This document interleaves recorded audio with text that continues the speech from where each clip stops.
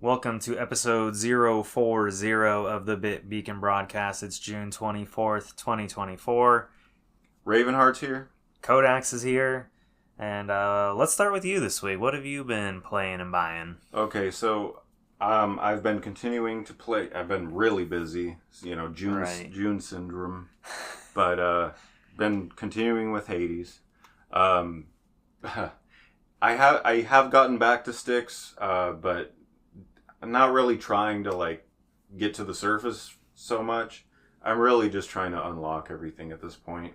So I'm kind of staying in Tartarus, doing the second area. I always trip up on the name. Acephalus or something like that. Acephalus. Something like, God, I should just look it up. That's right okay. now. And then Elysium. So it's kind of staying in those first three areas. Okay. But trying to go through with each one of the weapons and unlock the bounties that are at the end of each area. Okay. And so the first area's bounty is the vial of Titan's blood that I mentioned that. I talked about. The bounty for the second area is the diamond, which is a really rare currency, I guess. Okay. That's used for renovations. In House of Hades, there's these souls that do they're like ghosts with hard hats on. Okay. And they do the renovations for all of Tartarus. Okay, so there's almost a little bit of you unlock stuff, and basically the renovations will be pots of coins contain 15 coins, and and then the next one up from that will be pots of coins contain 20 coins. So you can unlock these. Oh, and then health pickups and stuff like that. So decorations back at home? Some of it is cosmetic. Okay. And some of it affects the actual dungeon part of the game. Interesting. So 5% more wells of there's this one chamber that's random, that's just no enemies. It's just a respite point. Okay. You know what I mean? Yeah. Like a fountain. There'll be 5% more of those or something like that if you get this renovation. And that's a permanent exactly fix. Okay. Exactly. So and those renovations get you have to save up for them. Okay. They're not something you can just get every single time you come back to House of Hades. You really kind of do have to save up. The one I want right now is 500 gemstones. And then every other one in the list right now costs diamonds. So that means I have to beat the second boss that many times to get that many diamonds. So, yeah, I'm just trying to go through and get all that done. Also, after you get the vial of Titan's blood with each weapon, you can't get any more from that first boss. Okay. That's it. You get 6. And I think it's the same way with the diamond. Okay. And then the third area's bounty is this bottle of something. I forget what it's called. Ambrosia. Okay. Which is another thing that I haven't even started trading with anyone. Okay. I guess it's that rare. So how long does it take to get from one end of one area, or from the beginning to the end of an area? If you're really you're going hard to get through bosses. Sure. So depending on your stats is going to really depend how long each encounter takes. But right now it takes me 12 minutes maybe to get through Tartarus, which at the beginning I'm lucky if I could get through Tartarus. Okay. But what's interesting about Tartarus, and this is kind of the biggest thing I have to report this week about the game, I talked about Megara, who was the first area boss. Right. So she's actually one of the 3 Fury sisters in Greek mythology. Hold on. You got notes? Yeah, I got notes. So the three Fury sisters were they're in Greek mythology, and they punish people, souls who have committed murder and all other forms of homicide and a bunch of other different sins. Anyways, you fight Megara. I have fought Megara and beat her probably 20 times at this point. Okay. Now I get back to the room, and all of a sudden it's Alecto, which is one of the other Fury sisters. Okay. Yeah, and it's really interesting. Like, Megara is basically this attractive woman, right? She's got, like, demon wings and stuff, but her design is, like, what you'd think of a conventionally attractive woman. Alecto is more pale, still attractive, but she's got fangs and more, like, brutal-looking eyes and stuff. So I did beat Alecto my first try. Like, so it's almost like there's a whole different optional boss. Yeah. Presumably the third one, too. It surprised me. Yeah. I'll get there, too. It surprised me. Yeah. Like, I was on my, like, 23rd try, I was expecting the same thing I've seen. Right. And so, different personality, different dialogue. Was the boss fight different? Or it's the same style of combat, but she does things that are different. Okay.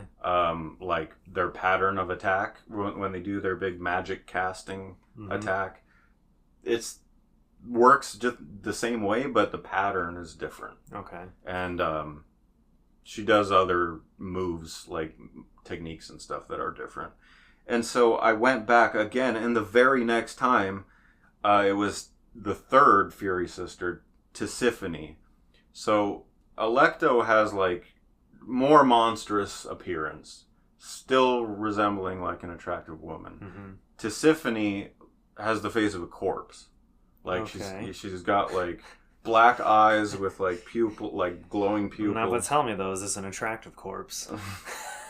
I don't know about that. I mean, I as far as corpses go. But yeah, and so her dialogue is, like, only 2 words. She says murder and murderer in all, like, 30, however many lines of dialogue variations she has.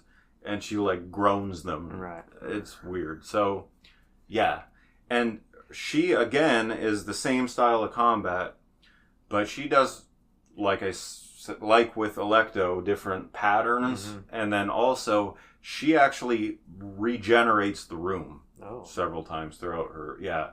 Weird. Interesting. So she'll get to a certain point in her health, and the screen will go, like, fade to black and then fade out back in, and the room is regenerated with a totally different layout. Okay. So the room is filled with destructible things? Usually, yeah. But some of her variants on the room there's nothing. There's just a bridge, like a one-way bridge, two-way bridge, and that's, like, the amount of room you have to fight her. Okay. For that segment, till she regenerates the room again.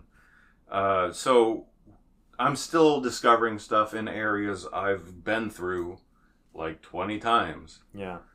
And again, I still haven't seen a single character repeat a single line of dialogue in this game. It's crazy. Well, you heard the third sister say murder. Yeah, but a lot. No, I'm just kidding. Even though it's her dialogue only consists of 2 words, it's different variants. Okay, like, gotcha. The line is different. Yeah, the delivery. Right. And so, I'm still enjoying the hell out of this game. And I'm working on just unlocking more boons and stuff. This is what usually happens to you. Yeah, games. Yeah. Well, I'm not in a rush. No, I know you're That's what makes me different from, like, other people who play a lot more games than I do. Sure. I'm excited that there's a sequel waiting for me.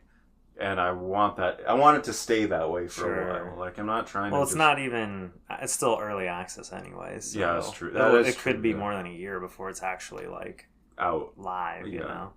No, you're right. I'm really looking forward to the sequel because there are more Greek characters in that, and I'm still enjoying the hell out of this one. I mean, you're what, approximate? Like, if you had to guess, you're like a third. You've experienced maybe a third of like. If I really okay, getting back to where I'm stuck is those like enemies in sticks that spill out like pools of poison. You mentioned that, right? Yeah.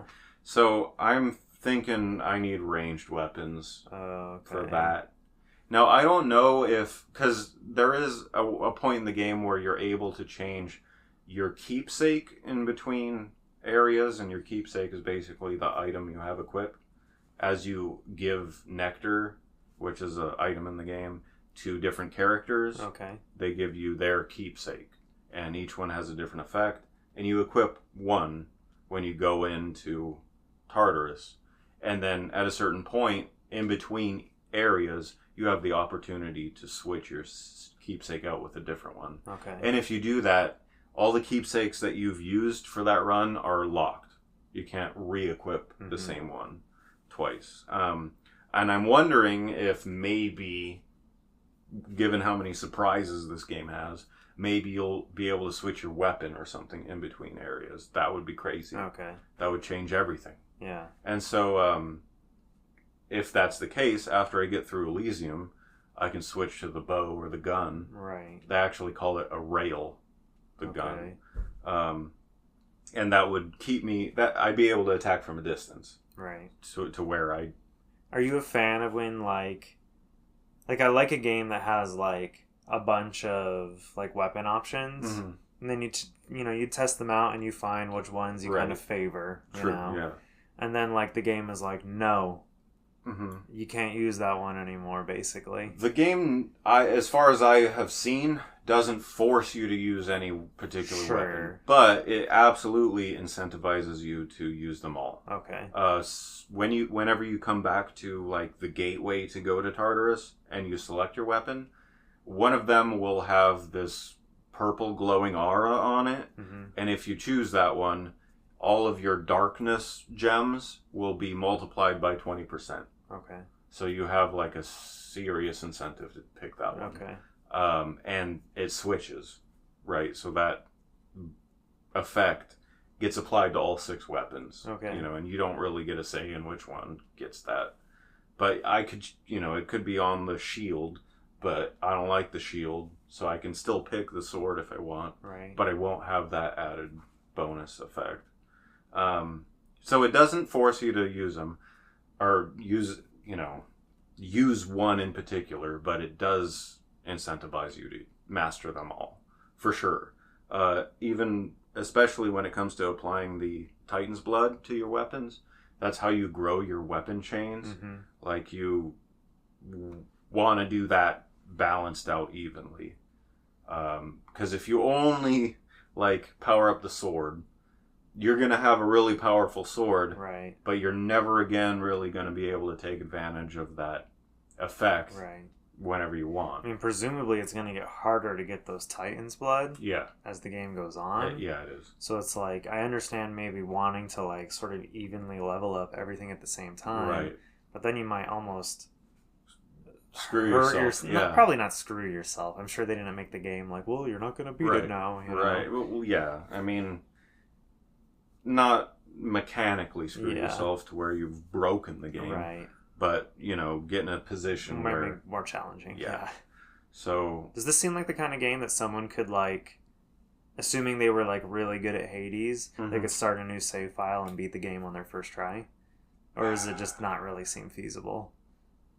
I mean, of course, with a bot you might be able to do that. I mean, there is nothing blocking you from doing that in the game, but feasibly, no. And the third boss is gonna take forever. You're gonna be dodging bullet hell, and striking thousands of times to kill before you get So it's just it's hard to imagine that someone could. On a human possibility scale, not quite. I'm gonna have to see if there's any speed runs.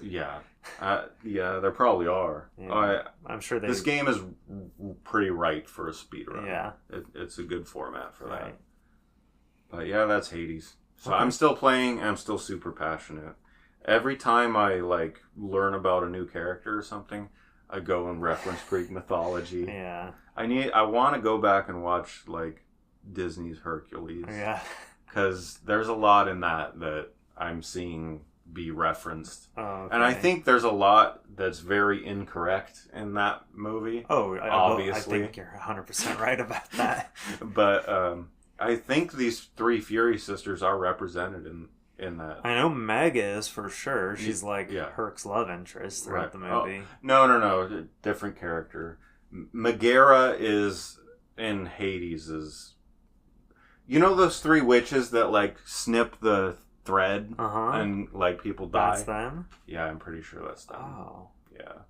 They look totally different. But I thought Meg... Yeah, her name's Meg. No, but I think at one point in the movie, they say her full name. I don't know. It's been a long time. It's been a very long time. I know for sure. I know Hercules' love interest is named Meg. Yeah. But that doesn't mean she's Megara of that would be like Hades. Such a weird thing. Yeah, that would be weird. Like, hey, let's name her very similarly to this. I mean, I've played Meg and like Hercules. They're in the Kingdom Hearts games, so like I do see them, pop up, and Hades as well. I'm sure there is a game for that movie when it came out on something. Oh, definitely. Like on Super Nintendo or something. Yeah, 100%. I gotta go get that. So, but anyways, yeah, so I'm still loving the game. I'm not playing anything else, really. Okay. You want to talk about your purchases, or should I talk about what I've been playing first? You go first, and then we'll switch it up. Okay, so I've still, as I mentioned previously, I'm in like a really kind of busy season of my personal life. Yes. So I'm not really finding time to start any new games. June Syndrome. Yeah, June Syndrome. That is definitely the name of this week's episode. Perfect. June and July and like into August, Yeah. I'm gonna be just kind of in a way. I have installed a new game on my PS5, which will be the next like major thing I play. I installed something, guys. So I installed The Last of Us Part 2. Okay. Which I have never played. Okay. I'm surprised you haven't played that. I know. I was there on day one for the original game. Yeah. And just something about when it came out, like during the pandemic in June or 2020 or whenever it was, I was just like, I think I was just crazy deep into Animal Crossing at the time. Yeah, okay, yeah, makes sense. And so I just never made time for it. But it's been years. There's so many spoilers floating around out there about what happens in the game. And you can't go anywhere on the internet. It still feels like I can't click on a Naughty Dog like Twitter post for fear of like someone in the comments being like, this happens, making a reference to what happens. It's crazy. Yeah. So, and I still have like my own theories of what like some of these controversies and like things that people are upset about and characters who are killed are. So anyways, I think it's time to finally play. I'm again surprised you haven't already. Yeah. I do. It's regarded like still, I think, as like the most movie-like realism. Yeah, focused. I hear the animations and stuff are like on another level, and like the combat is brutal and draining, and it doesn't feel like I remember playing the original game and having to take breaks from it because it was so draining.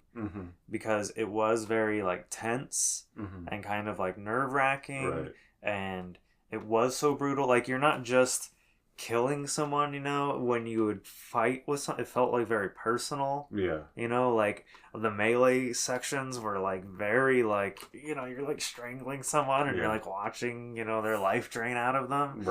And so, and I hear that is just ramped up to another level with this game. I also, too, like, every arrow you fire is one that you crafted. It's like that, too. And so, like, you got to think about in that way, it's almost like a survival horror in some aspects, Well, survival. It's survival. I mean, there are, like, crazy monsters and stuff in the game, too, Yeah. But, anyway, so, I'm almost dreading it, but I feel like I need to play this finally. Yeah. So I'm going to. Aside from that, all right. I've just been kind of keeping up with Star Rail and Genshin. Star Rail had a really big update last week. It's 2.3 update, Farewell Penacony. So the members of the Astral Express are leaving Penacony and going to their next adventure. So that kind of storyline all wrapped up. Excited to see where things go next. I have a feeling it's going to be several months before that actually gets released. So, can a new player still access the Penacony? Yes, 100%. I don't know, with all this... Yeah. There is no... live service, I have no idea. So, Star Rail, there is no seasonal content. Every event, everything they add permanently in the game. Now, there are rewards that are, like, available... Like, extra rewards that are just, like, currency for pulling characters and things like that. Right. Nothing that like goes away. Life altering. Some of that does go away. Right. Some of the rewards are permanent for the event. Some of the rewards are temporary for the event. But the event itself is permanent. Gotcha. But like the actual story content is always permanently available no matter what. Okay. Genshin, on the other hand, does have like the main story, which is permanently available. But there are during the summer they always do like a new area that is just available for that one like 8-week cycle, and then it goes away. Gotcha.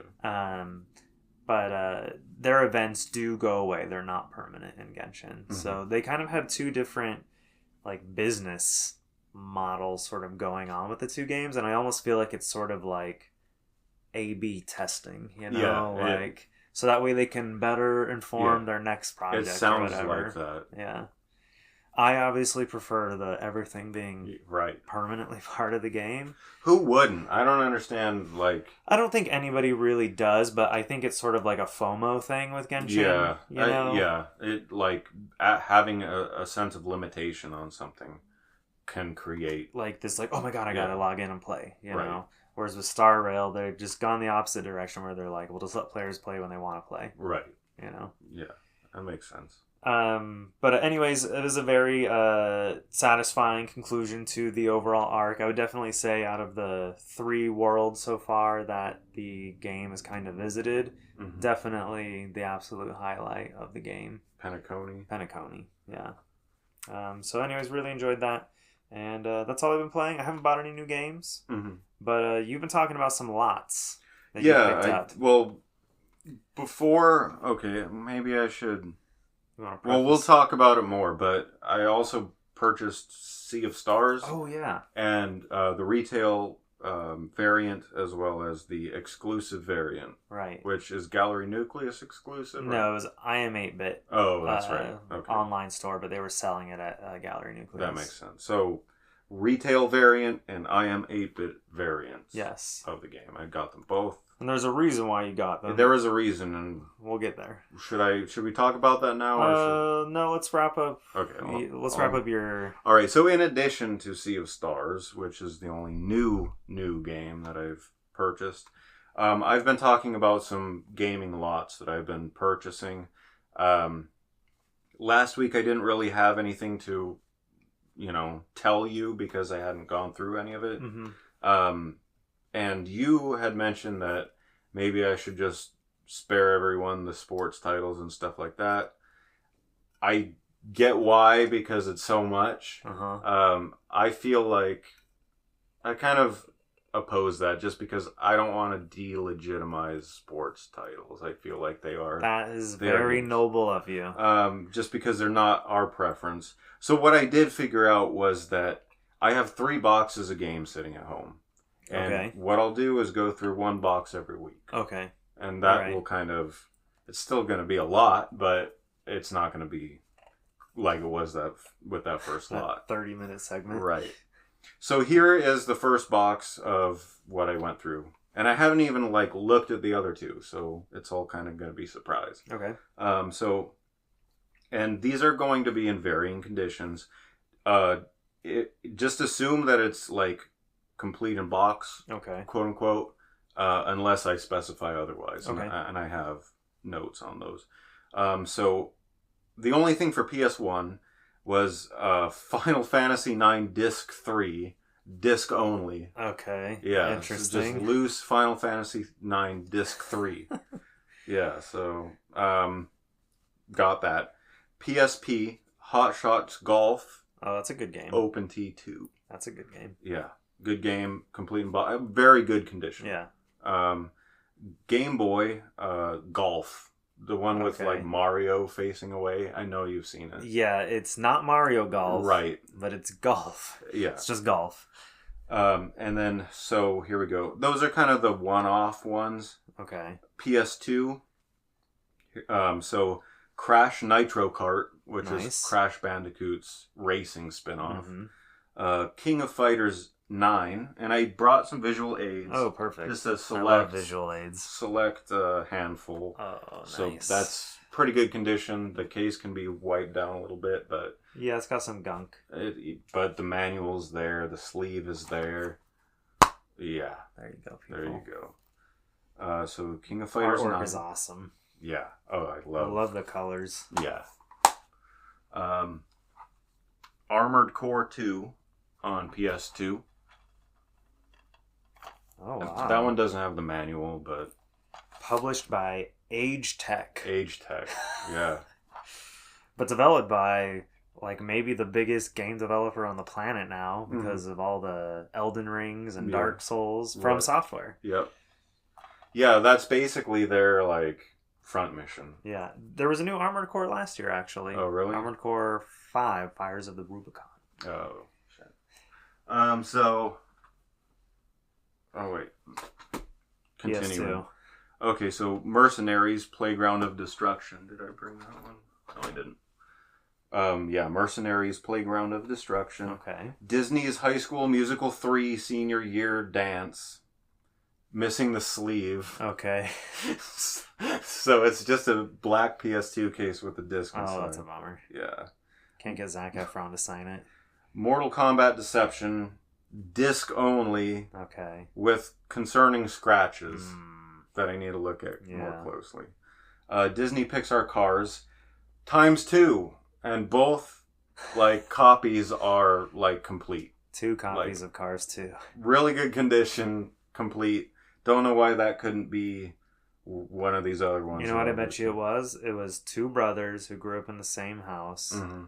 And they would fight over playing the game. So the mom was like, forget it. You're each going to get your own PS2, and you're each going to get your own copy of Cars 2. Probably something like that. The Sims, Greatest Hits version. On PS2? Yep. Interesting. Tom Clancy's Ghost Recon Advanced Warfighter. Tony Hawk's Ghost Recon. I almost said that. Oh, dude, if that should be the name. No, we're not doing that. Tom Clancy's Ghost Recon Advanced Warfighter. Okay. Sonic Mega Collection Plus. Greatest Hits version, which I already had. And I have that one like in real good condition. So, but now I have another copy. PS3. All right. Here we go with the sports game. Oh no. Okay, so NBA Live 09, NBA 2K8, NBA 2K11, FIFA 15, Madden NFL 10, Madden NFL 12, Madden NFL 25, 1989 to 2014. That's the title. Yeah. That's a mouthful. I think that's their 25th anniversary. Madden NFL 25. Okay. And then 89 to 2014. Okay. Iron Man. Maybe that would be cool if it was like a compilation of like every Madden game up to that point. Like Madden 93 and stuff. That would be cool. It's not that. Bummer. I was like, I'm actually interested. It's another sports game for that year. Or football game. It's that year's iteration. Yeah. Well, it's in addition to that year's iteration. Oh, okay. Yeah. Jeez. Yeah. So, Iron Man 2. Okay. PS3. I didn't know they got an Iron Man game. Yep. Okay, this one hurts. Dead Space 2 Limited Edition, disc only. Bummer. Yeah. Disney Tron Evolution. PS3. Okay. Really good condition. And the sleeve is holographic and everything. Nice. Disney Universe. Okay, Disney Universe, that used the figures. Mm-hmm. And then Adventures of Tintin the game. Okay. On PS3. That must have been tied in with the Peter Jackson movie. Yeah. Yep, it is. All right, original Xbox. So some good ones. Star Wars 2. I said that wrong. Star Wars Battlefront 2. All right. Big fan of the Battlefront games, the original 2 at least. Nice and complete. I didn't bring this one, but Star Wars 2: Knights of the Old Republic. Oh. Yeah. Knights of the Republic 2. Knights of the Old Republic 2. Whatever. Yeah. Yeah. They made it confusing. Okay. So Spider-Man 2. Okay. The Great Escape. So this is one I want to talk about a little bit. So this is on Xbox, and you can see it's complete. I got the manual. So this game The Great Escape is actually a historical event that took place toward the end of World War II. It involved American soldiers that were put into a Nazi labor camp who tunneled their way out. Okay. I forgot how many soldiers there were, but Tom, Dick, and Harry were the names of the 3 tunnels that they dug. Okay. Famously. And when they got out, they were hunted through all of Europe. Only one of those American soldiers ended up surviving, and he wrote the book. Oh, wow. And so in the 60s, there was a Steve McQueen a movie, The Great Escape, starring Steve McQueen. I'm seeing that. One of my favorite movies ever. Okay. It's a really long movie with like an intermission. Oh, wow. Like Chitty Chitty Bang Bang has. Yeah. And the first half is like pretty much following history, and then the second half of the movie is just Steve McQueen being Steve McQueen on a motorcycle, running from the Nazis and doing tricks. I love Steve McQueen. This is interesting. I want to read a little bit of this. So the back of the box says, shot out of the skies, imprisoned deep behind enemy lines, command your team of prisoners to break free and strike at the Reich. Based on the MGM classic film, superstar Steve McQueen is digitally resurrected to star in this saga of courage and heroism. So that's, on a principle level, that's questionable depending on who you ask, right? You're taking his likeness, the late great Steve McQueen, and digitally resurrecting him. But I'm trying to see if he's here in the credits anywhere. I'm not seeing him in the special thanks. Yeah. I don't know. Yeah, it should be in the manual. But anyways, I didn't even know this existed until I bought this lot. And I'm kind of interested in it, in playing it. Again, because I love the movie so much. Here's something interesting that I saw. It is... when you showed me this, I kind of got like a 007 kind of vibe. Yeah, they made the cover art. And just like some of the screenshots even here too. Mm-hmm. Like looking through a sniper. And it's MGM. Yeah, they had to have licensed it because they own the rights to the movie. Yeah. Also, I just want to point out in the manual, the very last page is an advertisement for Bulletproof Monk. Featuring Chow Yun-fat and Sean William Scott and an unnamed woman who's not worthy of being named. Jamie King is maybe her name. So anyways, the art and the screenshots do make it look like you are stealthing around, which is relevant, I guess. My favorite part of the movie was how they were digging the tunnels in like the bed chambers, and they would slide the coal stove off to the side and dig underneath that. And then they coordinated with the people working outside, like in the courtyard of the labor camp, so that when they strike the spikes that they were pounding into the ground, they would their pickaxes and their sledgehammers would align so that no one would hear the pickaxe. Does that make sense? Yeah. And then they in the movie at least, they invented these they would have these long socks in their trousers, and they would pull strings, and it would let dirt out as they marched. So they would like kick the dirt into, because the soil you was couldn't have a big pile of dirt. Right, but it was a different color than the soil outside, so they had to disguise it. I see. And that's how they did that. So there was a lot of sneakiness, I guess, stealth, But only one guy survived the whole ordeal? And historically speaking, yeah. Okay. So after they all made it out, they tunneled underneath. They made it out. Some of them ended up in France. Some of them ended up in England. The Nazis hunted them all over Europe. And only one American soldier actually survived. And he wrote the book so that the world knows about this event. Right. And it was called The Great Escape. The book was. Do not make illegal copies of this disc. Yeah, well... On Ravenheart, okay? It says that right there on the disc. I'll be dumping that. I'll be dumping the ROM.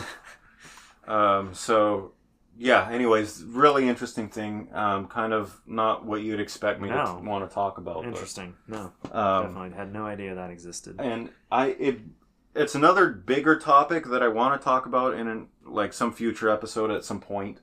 The idea of tie-in games? Well, video games based on historical events. Oh, okay. And I'm not talking about, Return to Castle Wolfenstein. Right. I'm talking about, 6 Days in Fallujah and that kind of thing, where you have an actual historical event that happened and, a reenactment in video game form. Sure. I feel like earlier Call of Duty games were that in some capacity. Like the ones that were about World War I and II. Right. You would reenact I would say Medal of Honor more so. Okay, you're right. Medal of Honor. Because Call of Duty's missions are made up. Yeah. But Medal of Honor gets into shows black and white footage. Yeah. Actual black and white footage, and then you're storming the beach, which actually happened, and that kind of thing. Okay, you're right, yeah. But continuing. Let's get back to this lot. 36 minutes so far. Yep. Phantasy Star Online episode 1 and 2. Oh, that's cool. Missing the sleeve. Oh. But I got 2 copies of Disney Cars. You could put the sleeve in that one. Right. Tom Clancy's Splinter Cell Double Agent. Missing the sleeve. Dang. Yeah. It hurts. Chronicles of Narnia, The Lion, the Witch, and the Wardrobe. Complete and boss. Sleeve for that one. Yeah, got a sleeve for that one. Hey, okay, if C.S. Lewis was alive. Would I get him to sign it? I'd have him sign the book. Yeah. Before I have him sign the game. Alright, he has a 2-item, limit. I get 2 of the books signed. Okay, fair enough. Alright, so World Championship Poker featuring Howard Lederer. So, so actually... Yeah. I should have brought that game. This was the time where they started to get celebrity sports people on the as the Joe Montana right on his mug right on the cover. Yeah. And then Tiger Woods, everything became named after an individual player. So with the casino games, poker and blackjack and all those, which there were a lot on Game Gear, and they were like this too. But this one in particular, it has... He's one of the best poker players in the world, this guy. And it's got him sitting there like this at a table. Photograph of him. Would you get him to autograph that? Yeah, you want to know? We were talking about this a little bit over the weekend when we were traveling to Gallery Nucleus. Yeah. And I thought about it some more since then. Yeah. And think about it like this. If an artist, all they contributed was the cover to a video game. Right. Or would you get them to sign? Right. That? Would you get, I don't know, Miley Cyrus to sign Hannah Montana game? Right. But no, I'm saying let's say there's this JRPG. Mm-hmm. Okay. And it has this gorgeous illustrated cover. Right. And but that's the only thing that artist did for that whole game. Right. Not the same. No? No, not the same as posing for a photo. I'm not saying that's not, one's art and one's not. But I am saying that, they're not on the same level. If the Kojima woman painted the cover for Castlevania Aria of Sorrow and had nothing else to do, she actually designed the main character. Sure. But let's say she had nothing else to do with the game. Right. She did a painting that was the box art for the game. Like, that's work. Right. I would have her sign. I mean, but poker guy showed up to take a photo that day. Right. I would still have him sign it. Okay. But I'm pointing out that there's a difference. I mean, I agree. One is more laborious than the other. Right. But, I mean... Ultimately, they're both on the front of the box. One works on games and one does not. Sure. Is that... I mean, like... He took a photo for a game. So he works on games? I mean, she put paint on paper. I don't know that that's a game. Well, canvas. Canvas, whatever. Come on. We don't know the medium. Okay, so you wouldn't have Joe Montana or John Madden sign your Madden game? Or yes, or you would? Honestly, no, I would. Okay. Yeah, I would. I mean, I wouldn't be, like, opposed to it. I would think the more... Well, okay, obviously John Madden's signature is probably pretty valuable, so that would be like... Yeah. I would rather sign one of the early games that he did, where he was on the cover of it. Right, you know? Yeah, true. Rather than, like... You know, because the ones that come out today always have, like, a different athlete. Yeah. So, like, I feel like it would be better to get, like, that athlete right. if I was, like, really trying to, like, chase the sports game signatures. That's true. But I wouldn't... I mean, his name's in the title. Yeah. And forever should be. Okay, so let's say Donovan McNabb is on the cover of one of the Madden games. Okay. Do you get Donovan McNabb to sign it? Who's Donovan? He's a quarterback. Okay. Was, or still is? I don't know. Okay. Are you asking me? Yeah, I would get Donovan to sign it. You would, okay. Yeah. Whoever you are, Donovan. All right. Oh, sorry if you're a sports fan. I think he's the Patriot. I'm going to embarrass myself. Okay, yeah, let's just stop. All right. So, continuing. Xbox 360. Okay, we're on Xbox 360. What the hell did I write here? W2K15? That's not right. That was probably... a wrestling game? I don't know. That was probably NBA 2K15. Oh, okay. Batman Arkham Asylum, missing the sleeve. What were these kids doing with the sleeves? I don't know. Why take it out? Why ever take it out? Unless you're going to get it signed, there's no reason to ever pull the sleeve out. I'd make it make sense. I don't know. But I will take the extra. You know what they did? They probably cut them out, put them on their wall. Yeah, probably. Or they bought them from GameStop and they were like... I guess that's true, yeah. Assassin's Creed on Xbox 360. The original. Here's my visual aid. Classic game. This game, like, made me want to buy a PS3. Like, I just remember thinking it looked so next gen. Like, just like, they were doing stuff that hadn't been seen before. I believe I have... Yep. Manual. Nice.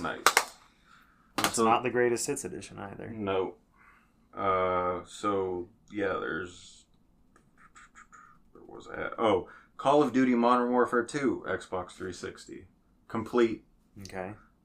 Prince of Persia. So, this was the, like, reboot Prince of Persia that came out on Xbox 360.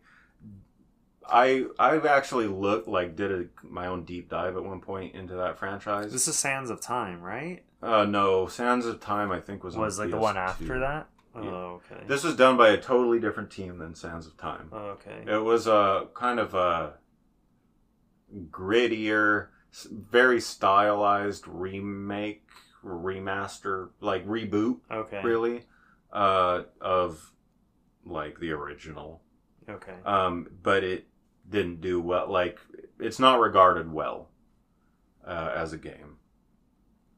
Still happy to have it. Okay. But I did do like a deep dive at one point into that franchise. It's pretty interesting. Madden NFL 08, FIFA 14, Madden NFL 09, NBA 2K14, NHL 14, Spider-Man 3, College Hoops 2K6, NBA Live 09, Xbox One, Disney Infinity 2.0 edition. Complete. Okay. And then PC, Amazing Adventures of the Amazing Adventures: The Caribbean Secret, which is a game developed by PopCap. Oh, okay. Yeah, and I have like the case and everything. Pre-Plants vs. Zombies. Yeah, definitely. But it's like a point-and-click mystery type style adventure game. Happy to have it. I don't collect PC games, but I'll take a PopCap game. I'll keep that for sure. PC is like such a... It's a mess. Yeah, there's no way to like have any kind of list of anything. Yeah. So forget it. It's impossible to collect for in that regard. Unless you're trying to just go for a particular developer or something. But anyways, so that's box 1 of the 3 boxes I have sitting at home. Okay. So you had mentioned that we went to that you picked up Sea of Stars. Yes. And the reason you did that was because we were going to an event this weekend. That's right, and I think we mentioned it last week. Yeah, that we were going. So this was the Sea of Stars, the Art of Sea of Stars at Gallery Nucleus. It included a panel that we were able to attend. That was ticketed. I think it was like, ended up being, I don't know, $6 or so after fees. And then the signing itself was free, but if you were in the panel, you got like priority to get your stuff signed immediately. Yeah. And so the panel was primarily, the whole exhibit was about the art of Sea of Stars, particularly the artist, Bryce Coe, who was the concept artist and character designer for much of the game. Right. He gave a lengthy talk. It was at least an hour, I believe. Mm-hmm. Yeah. Oh, yeah. It was long and very in depth. Yeah. Like he went hard on that. I think harder than the girl. What's her name? Mariel Cartwright. When we went to the Clock Tower. I mean, to be fair, Clock Tower Rewind. Let's get that right. Which is on limited run right now, and it's on its last week of availability. I better get on. It's Clock Tower's first, official North American release. So I jump on it if you haven't yet. But yeah, she did a couple pieces of art, and but she was more like, I'm responsible for like top. She was the director, organizing of the project. So like the director. Yeah. So she didn't do years worth of concept. She talked more about like her method of art, you know, her style, her getting back into drawing on paper as opposed to digital. Right. Well, she had a good presentation. Right. That was in regards to her exhibit, which it was weird. Like it was the exhibit was her original artwork. Right. And then they just sort of tied a clock tower thing into it, which didn't really have anything to do with the exhibit. The game she's working on. Yeah. So I guess it'll be like a piece of her art. Yeah. But yeah, so she had a great panel. It's the only other panel I've seen at Gallery Nucleus. I've never seen them do panels. Yeah, they do them more often now. Yeah. I've been to a couple. Well, didn't they have a... Oh no, they didn't really have a panel at the Last of Us thing. It just they didn't. Neil spoke for 3 minutes and then we jumped right into the signing. Yeah. They had a panel at your That Game Company event, right? They did. They had one there. I know when they did the Final Fantasy 30th anniversary event, which was a different event than the one that we went to. I don't think you made it to the 30th anniversary one. I don't think so. There wasn't really so much a panel, but one of the artists, I think his name is Toshiyuki Itahana, he did a full watercolor painting. Yeah. Of the main, a live painting. A live painting of Van from Final Fantasy IX. And he kind of throughout the hour process, he talked about the development of the game and some experiences making it. You're talking about Van from 12? So, sorry, not Van. Who's the boy kid from 9? Oh, I don't. 9 isn't. 9 is the one I know the least about. Okay. Van is a character from 12. You're right, yeah. I got that mixed up. Okay. It's all right. Okay, so getting back to this event, though. Yes. So why don't you seem to have really enjoyed the panel. Yeah, so...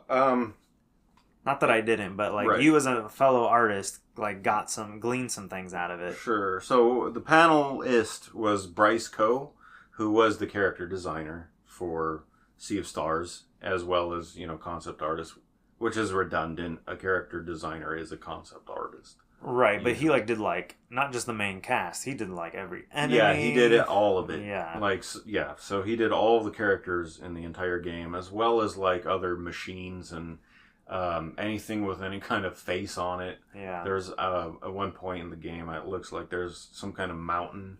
Even things without faces on it. Yeah. You may remember a monster that was all feet. That's true. Yeah, right. You get what I mean. Yeah. Sentient things. Yes.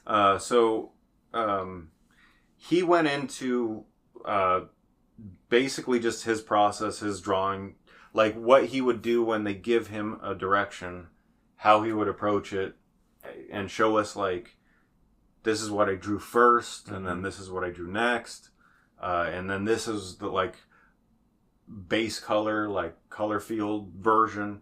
Here's some shadowing, and here's highlights with the final result. And then he talked about this is why I choose to put red as my background when I cut out my drawing digitally in Photoshop. He went in, a lot of tips and tricks kind of came out of that panel for me as an actual concept artist, that I can actually take and apply. And sure, I was sitting there for most of it being wow, that's neat. I never thought of that. Yeah. And so, but yeah, it was all him showing his concept art. Yeah. The whole panel was that. I think they showed stuff. I mean, a book release just came out for the game. Right. The Art of Sea of Stars, the book. I think that was kind of sort of what prompted this whole exhibit to begin with. Right, which I bought. Yeah, you did pick that up. And I think it just came out 3 weeks ago or so. It released. And it's virtually sold out everywhere. So I think Gallery Nucleus may be the one place that actually had copies on hand. Yeah. There's the book is chock full of it, but from some of the things that he showed looked like they would have been things that maybe wouldn't have even made it into the book. Yeah, that's true. A lot of what he showed were canceled enemies, basically. Yeah. And I did flip through the book after I got home. It is pretty much the exact same stuff we saw in the panel. Okay. Which makes sense. I just remember he showed some weird little line drawings at one point, that weren't really defined. Oh yeah, he was showing what he was handed by the director, who was also there on hand. Yeah, he was. Thierry Boulanger, the creative director. Yeah. So they're from Quebec, I believe, right? Yeah, Sabotage Studios was the developer of the game. Bryce is local. He lives in Pasadena. Yeah. So he, did all his work on the game remotely, it sounds like. And so after the panel, which was entertaining, informative, and just all around really great. Surprisingly, because he was just flipping through photos on his phone, you know? But he had a lot to say about everything. He put those in there intentionally because he wanted to talk about them. Yeah, he built that gallery purposely. Yeah. So the signing happened. You got a special variant copy of Sea of Stars that you mentioned earlier. Yeah, the I Am 8-Bit variant, which is the same game. It's just a different cover. Yeah, I think it had some little bonus goodies and stuff as there well. was some stuff slid in with the manual. Yeah. And so you got the retail version and that version signed. Yeah. I got the retail version of Sea of Stars, and their first game by Sabotage Studio was The Messenger. Oh, yeah, that's right. And Bryce also happened to do the cover art for that game, and so I got them both to sign it. And then we were fortunate that other members of Sabotage Studio were in attendance at the event. They all came from Quebec. Right. And so I think there was 5 other people that we were able to get to sign our stuff. It was a total of 5 people total. So there were 3 others. There were 3 more in the audience? Yeah. Okay. Right. One was the animator. I think there were 2 animators. Oh, okay. Yeah, yeah. One was the lead animator. Right. The girl was the other animator? Yes. Yeah. Yeah. And then... the executive producer. That's right. Yeah. Yeah. But he'd only worked on Sea of Stars. He didn't work on Messenger. I actually have their names handy. So why don't we shout them out? All right. Let's see here. Okay, so obviously we met Theory, we met Bryce, we met Philip Barclay, the executive producer, Jean-Luc Savard, the lead animator, and Savannah Perron, who was an animator on the game. There we go. That was everyone who showed up. Sabotage Studios. Upstairs, we should mention, at Gallery Nucleus, they had Bryce's like original concept drawings on display and for sale. Right. They ranged in price from like $450 to like $1,500. Those are the cheapest and most expensive I saw. All right. So yeah, various like original development drawings were available. Yeah, like the actual concept art that you might even like unlock in the game or something. Yeah, like the thing they scanned, you know, for the art book and whatever. Right. So pretty cool. I mean, you know, we don't have. I could buy some of that stuff, but I'd probably be in trouble. It's not for that. So yeah, good job, Sabotage. I know you guys listen to the Bit Beacon. Thank you, Ben, at Gallery Nucleus, for continuing to do these cool video game events. Yeah. Look forward to the next one. Yep. All right. So, Seraphim Weekly Update. I have, due to June syndrome, I haven't even touched my computer this week. I did watch some just new videos from the Unity YouTube channel and that kind of thing. That kind of thing does contribute, and I do count that for something. Like, I do a lot of that, and I don't usually mention that stuff in my updates.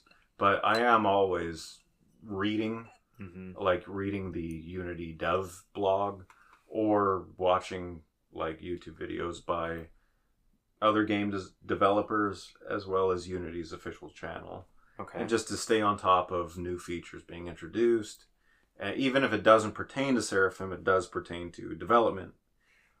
Quick question. Yeah. Now, I know you don't update your version of Unity.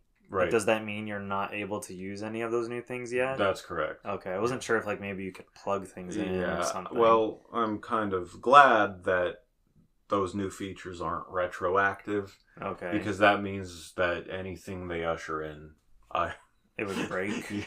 that would hurt that could break my game. Right. It could also get me on, like deprecating like stuff. Right. Like, the version I'm on supports Vita output. Right. Which doesn't benefit me now, but if I wanted to push a Vita executable, I could. Yeah. And yeah, that would be deprecated in the very next version. I deliberately went with the last version that supports it. And it also happens to like cross over with Switch support. Mm-hmm. So I got all the everything that you can that you'd want to get on, you can still get on with the version you're using now. Right. So like why switch? Why mess with anything when else? I start a new project? Exactly. I will. That's when you start fresh with the newest the latest version. Yeah. And so you can exactly. Does Unity have a repository of like every version? Okay. Yeah. Maybe not every version, but going back like 10 years. Yeah. Okay. So like if for some reason, your computer fried and you had to... I don't think like Unity 2 is available anymore. Okay. You could probably find it somewhere online. Sure. But the repository, I don't know how far it goes back. I haven't been there in a long time. But yeah, if you needed to download an older version, like let's say you have a game file that you're going to remaster, but that game was built 15 years ago in a totally different version, you'd go and download that version. Okay, that makes sense. Okay, let's talk our first story. We've only got one real story this week, and then we've got a recap of some announcements from the Nintendo Direct. Yep. Before we get to the Nintendo Direct, we're going to talk about Square Enix's AI ambitions. Yes. So earlier this year, we reported on Square Enix president Takashi Kiryu's ambitions at applying AI technologies aggressively to both game development and publishing. Right. And it seems that now he has kind of walked back some of those comments a little bit. At Square Enix's June 21st shareholder meeting. I'd say he's couched them. I don't think he's gone back on what he said. I think he's, well, it's not quite that much. Okay. Well, let's talk about what he said. Sure. So at the June 21st shareholder meeting for Square Enix, he was asked about using AI tools at Square Enix. He had a more nuanced answer, maybe. He says that, and this is a machine translated by DeepL, by the way. Yeah. We believe that AI itself has tremendous potential. On the other hand, we recognize that there are many risks. We have introduced a flow to use AI-related tools within the company after appropriate checks. We will actively utilize AI in areas not related to creativity, such as business efficiency improvement, while paying attention to information management, etc. On the other hand, creativity is very sensitive, and some customers have different ideas. As a creator, I will keep a close watch on the world. That's a little... Yeah, okay. I like that last line. Okay, so... what do you take out of this? So, I think it's obvious what's happening. I want to hear if you recognize what's happening. I mean, well, it sounds like he got pushed back. Because earlier in the year, he's talking about... In January, he's saying, we're going to use this to speed up game development and use it creatively. Sure. And now he's saying, we're not going to use it creatively. Right. He says, we're just going to use it for, like, business efficiency and publishing stuff. Right. So that sounds like office-y kinds of, like, you know, manager level kinds of, like, Jerry should take his break at 2 instead of, you know, this time. Right. So we're more efficient, you know. Right. AI, thank you.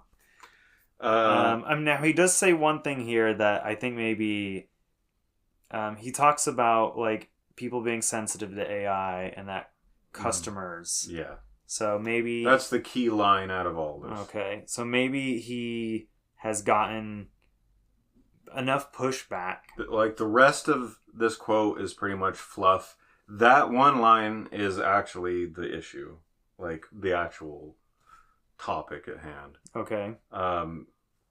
It's obvious, to me at least, that, like, yeah, he's seeing everybody pee their pants online about how AI is going to replace real art, quote unquote. Okay. And yeah, so he's... I mean, you think that's enough to get him to be like, we're not going to use AI if it seems anymore? Like, yes. Yes. Yes. I would think there would have had to have been internal pushback too. There were probably meetings. There was probably pushback from, like, community manager and stuff like that. Like, I would think more like they asked their developers, like, what do you think about us using more of these tools? And he's talking about customers. He's not talking about developers. Well, he is, and he doesn't explicitly mention developers by name. Mm-hmm. But, like, I don't think he's not talking about developers. Because when he's talking about creativity, and that's where, like, the game developers are involved, you know, not the suits. Right. So, like, if... Yeah, okay, it might... Yeah, I mean, there's a huge crossover between customers and industry. Sure. Like, it's... They share the same thought in a lot of instances. Okay. So, yeah, you might be right. Some of those people peeing their pants might also work in the games industry. Okay, but you don't think there were any, like, hey guys, let's try to use these new tools, and then, like, maybe the developers were like, no, we don't want to, well, or it's not as useful as you think it is. So, to the point where they tried? Maybe. Well, we know that they did use AI in their game Foam Stars. Right. To generate covers to, like, music albums for the different songs featured in the game. Pretty negligible 2D assets. I agree. I didn't think that was anything worth getting up in arms about. Right. We're talking about, like, you know, 30 random square images. Sure. You know? Yeah. That might have been a test on their part. I mean, I do know that I did see people online reacting to that. Oh, yeah, you bet. People were probably foaming about that. I don't know. No pun intended. I don't know that it had any that game seemed to be sent out to die, and the way Square Enix is like aggressively monetizing it, like to like the point where it's like so in your face about spend because it's a free to play game, right? Or it was free on PlayStation Plus. I don't know if the game is actually free anymore. Oh, okay. Might be like $19.99 or something like that. Gotcha. It does seem like I have a feeling Foam Stars is gone within a year. Yeah. I mean, maybe not. I hope. I don't want it to be gone. Right. It looks like an interesting game. There are cool things about it. The character designs are really cool, and I think, maybe they can turn it around somehow. But it is like aggro monetized like a crazy mobile game. Right. Yeah. So I mean, I think he's walking it back for PR reasons. Okay, so you think that nothing is actually changing here, and that they'll still be using it, or do you think that he's actually being honest when he says we're not going to use it that way? I think there's honest. I think he's an honest CEO as far as CEOs go. Okay. Like I think he's, when he does say something, he does actually mean it to some degree. He's not like John Riccatello says like that thing we read last week where what company was it? Was it EA?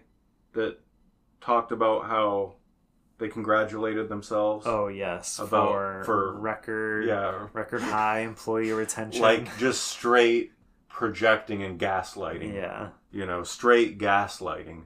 I don't think he's like that. Okay. So you think he's actually like, okay, guys, we're not using AI in that capacity anymore? Right. He might actually be, meaning to scale back how they use AI or not.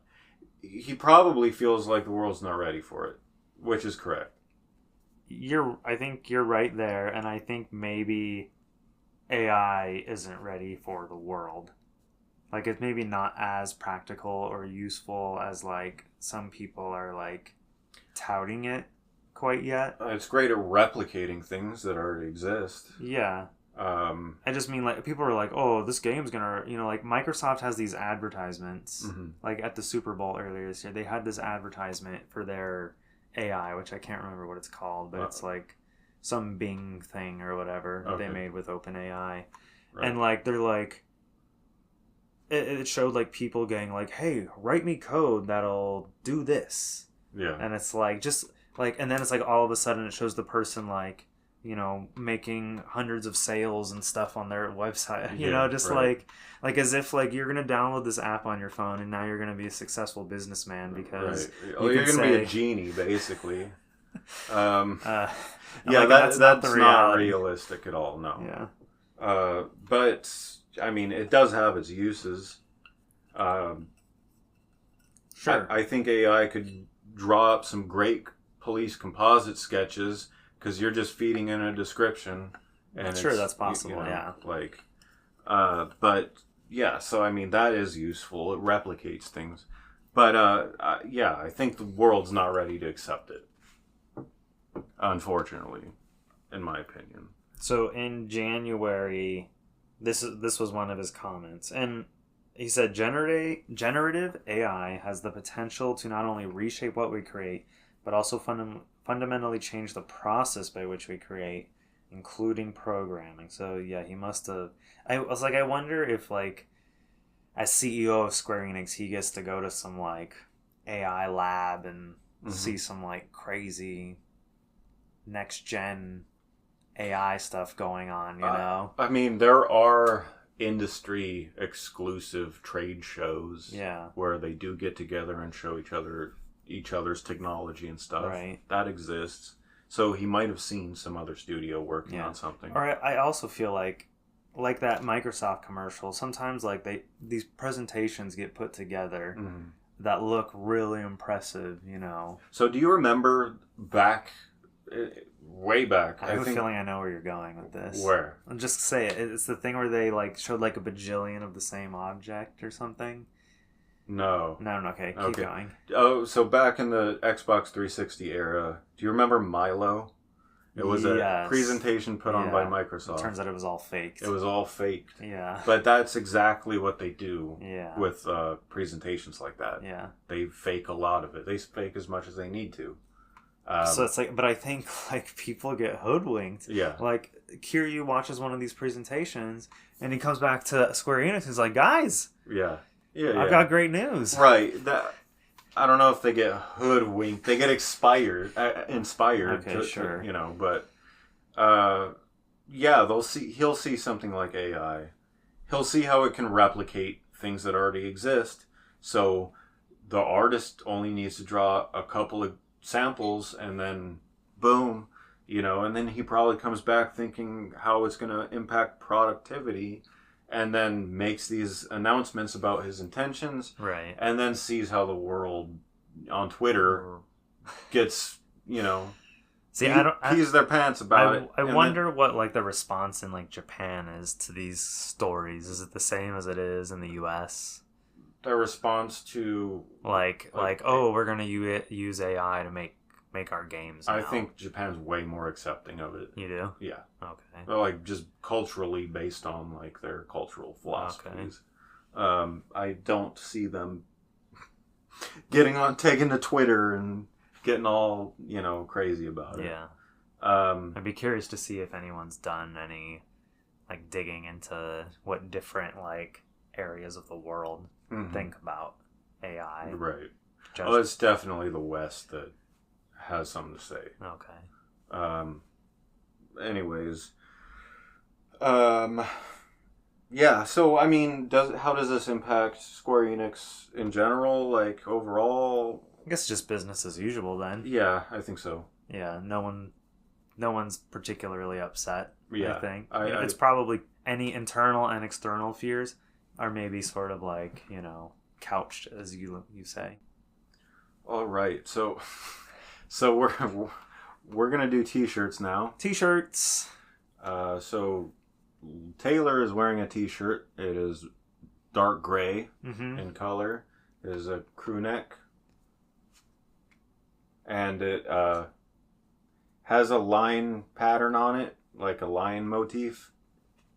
It's got a motorcycle with a woman on the motorcycle in front of a upside down triangle, over top some buildings, and then under that some other design cube thing, and then some other geometric shapes. So what is this? You don't know what this is? No. It's an indie game. Is it Transistor? Yes, it's Transistor. Oh wow. Well, I don't remember a motorcycle. Yeah, she had a motorcycle. She, like in between like stages, she would like there would be these like cut scenes where she's like with her thoughts. She's like riding on the motorcycle. Oh, okay. And the big sword is like kind of like sheathed on the side of the on the side of the motorcycle. Yeah. Oh, I see it. Wait, no, that's not it. That's the exhaust pipes. Yeah, it's not. Well, this is like the sword shape almost. Oh, true. Okay, I see it now. Yeah. So this was sold at the original PlayStation experience. Supergiant Games had a small booth. Yep. Where I believe. I remember they had Bastion on display. Yeah. And then they had Transistor. Transistor, I think, was already out at this point. Okay. Yeah. Yeah, they were there. I don't think they were promoting anything new, just their existing games. That's the only time I played Bastion. Oh, really? I actually did go and play Bastion after I played Transistor. Oh, okay. Didn't care for it as much as I enjoyed Transistor. Right, but it was their first. Yeah, but still worth checking out if you're curious. But yeah, it's really subtle. Yeah. That it's a Transistor. There's no Transistor logo anywhere. Right. It's very subdued with the branding. But yeah, I'm sure this shirt is probably really uncommon. Yeah, no doubt. I don't know if they sold it beyond that. I mean, that was when Supergiant probably didn't have a big, huge following. I mean, obviously Transistor was big. Right. Right. Well, much bigger than Bastion. Yeah. But yeah, love that game. Love that shirt. I wore that on. That's my indie shirt. Whenever I'm going to like something at like an indie event, I wear the Transistor shirt. That makes sense. Yeah. I should have something similar. I don't think I do. You, however, are wearing what do you call that? Red? Yeah, it's like burgundy. Burgundy, that's the word, yeah. Burgundy, like a wine-colored t-shirt, crew neck, short sleeve. Yep. And it is I know it's a Pokemon Go shirt, but you can see the back. Okay, it is the Pokemon Go Fest 2023 shirt because the logo is on the back. Yep. And on the front is the kind of Pokeball / Pokestop motif, but it has like a compass sort of design around the edge of the Pokeball looking shape, which inside has like an illustration of a mountain, some city, some trees. It has like a Pokemon gym silhouette, a Pokestop silhouette, and then in the sky, which is like this gradient, this orange to yellow kind it's of like gradient, white to orange. White, orange to, I guess, a deeper orange. There is a Mega Rayquaza in the sky above. Silhouette. Yeah, the silhouette. It's a nice shirt. Yeah, I like it. This is probably, of all of them, I think this is my favorite. Yeah. Unfortunately, it doesn't fit me that well anymore. No. Because I gained a bunch of weight. You're bulking up. Yeah, and medium's just not my size anymore. Dang. Yeah. That's crazy. Because that's what you've been that's all my shirts are mediums. Yeah. I mean, when you get a little more ripped, the medium will look nice. Mediums will get ripped, too. Yeah. Yeah, depending on the quality. Right. Because some of these, shirts from events and things are like, they're not always the best quality. Right. They're... And if you think about it, one thing I notice is that medium is always in short supply. It is. I don't get it. Medium shirts are, more valuable, too. Right. When I've had... For example, I've had to go to conventions and to go to a signing, this booth requires that you spend $200 on merch to get the signing ticket. Yeah. So I'll buy a bunch of their event exclusive t-shirts and then I'll flip the extras online just so I can go to the signing because I don't need $200 and t-shirts of stuff, I'm not buying for a zillion friends or anything like that. Right. So I always notice the mediums are they don't stock as many of them. Yeah. And then online, too, people want the mediums. Yeah. So I'm happy to be large now. Yeah. Because it's a little easier to get your hands on a large. Right. Yeah. So, that's our t-shirts. That's the t-shirts. And now we're going to talk about Nintendo Direct. That's right. So last week on Tuesday, Nintendo held their annual sort of now not E3 Nintendo Direct. Right. It's funny that the industry, E3 is dead. Yeah. There's no real physical event anymore. I mean, there's whatever Summer Games Fest is doing. And IGN Live. Yeah. They're trying. A new thing. People are, parties are trying. Yeah. To make something happen. Right. But all the big three, they still all do... relatively around from May to June. Yeah. All of this stuff, all these announcements are happening. Yeah, just live streams. Yep. So we talked about Sony's, we talked about Xbox, and now we're talking about Nintendo. Yep. And this one was a doozy. I think there was more than 30 games announced. We're going to talk about, I think, 11 or 12 today. And we'll try not to go too long here. But the Direct opened up with, I think, a big surprise for a lot of people, and that's a new Mario and Luigi title, and this is Mario and Luigi Brothership. Yeah. So what do you take out of it? That title is kind of interesting. That's a cool title. Yeah. I was sort of brothership. This sounds like relationship, brothership, companionship. It's about brotherhood. Yeah.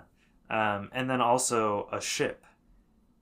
The game features a ship they travel around on this ship that's an island that travels to other islands or something so it's a play on multiple.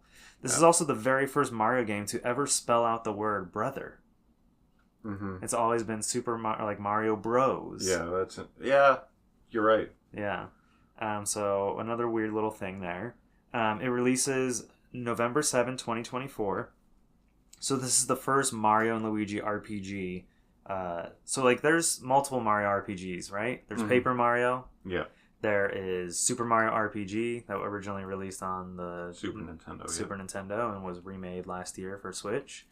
And then there's the Mario and Luigi series, which I believe debuted on Game Boy Advance. And then it's had multiple games over the course of the years. All of these games were developed by Alpha Dream, which closed its doors for good after filing for bankruptcy in 2019. The last Mario and Luigi game was 2015. The last original Mario and Luigi game, I should say, was 2015's Mario and Luigi Paper Jam on 3DS, which combined Mario, Luigi, and Paper Mario as like a joint kind of crossover game. In 2018, a re-release of Bowser's Inside Story was released on Nintendo 3DS, and I think that was like the final first-party Nintendo game on 3DS, because the Switch had already been out more than a year at that point. So Alpha Dream filed for bankruptcy in 2019, and people just kind of assumed that the Mario and Luigi series was dead. People were thinking, oh, Nintendo's gonna rescue Alpha Dream or like buy them up or something like that. Nope. There's no reason for them to. Why would you buy a company that's like financially like not solvent? Right. So they ended up, perhaps maybe they acquired the developers, like some of the development team. I'm sure they might have hired some people coming out of right, because like you don't need to buy a company. Right. If they're going, you can buy. A company's just a bunch of people. Yeah. Like they don't own any IPs. You can buy individual people. Yeah, they don't own the IP of Mario and Luigi. Right. So there's no real reason, but we don't know who the developer is. Nintendo, for whatever reason, recently has been very secretive about who is making their games, and when asked, the third-party developed stuff. Sometimes even first. Well, I mean, yeah, maybe. Like we didn't know who was developer of like the recent like Paper Mario remake, and then like it turns out it was Intelligent Systems. You know, right. So just various things like that. I can understand that people put a lot of weight on that. I feel like oh, this company developed these other games, therefore we're going to infer a bunch of stuff that we don't need, perhaps we don't deserve to infer. But it's like at the same time, shouldn't like a company be able to like speak publicly, and like take credit for their work? Yeah, of course I get that. But it's like, no, Nintendo makes people wait until a release date before you get that information. Right. Like you're going to wait till you beat the game and see the credits. Just because a company has a certain style to their past games does not mean that their next game is required to have that style. Right. And people don't understand that. Yeah. I feel like on a large part. This kind of information, we would normally get it if there was E3, because Nintendo does interviews with a bunch of press and stuff. Right. And press ask that question. Right. Who's developing it? Also, the people who worked on the game will usually be there or be speaking. Exactly. And you can kind of know who it is. Exactly. From that. So a lot of these games that we're going to talk about today, we have no idea who's developing them. We can kind of infer some things, but this one really is a mystery. So I think people will be really curious when the game comes out to see who's in the credits, to see if Alpha Dream team members worked on this, or if just a whole new developer got their hands on this game. Right. So this entry also marks the first time that the series is transitioning into 3D. So the series has historically just been using flat, 2D assets. Yeah. And this is the first time you'll be able to walk around in a 3D space, and the characters are all 3D models. And I'd say they did a pretty good job at translating the Mario and Luigi RPG style. look. It's toon shaded, obviously, but it does look in the spirit of. I think so too. Games. Yeah. So I'm impressed with the visuals for sure. But yeah, so that, like I said, that comes out later this year on November 7th. The little activities that they showed in the gameplay looked interesting too. Like there was one point where there was like a teeter-totter kind of thing going on. Okay. And other parts where you had to... It looks very much like you're going to switch between Luigi and Mario with like a button. Yeah. And you'll place Luigi on a certain thing so you can...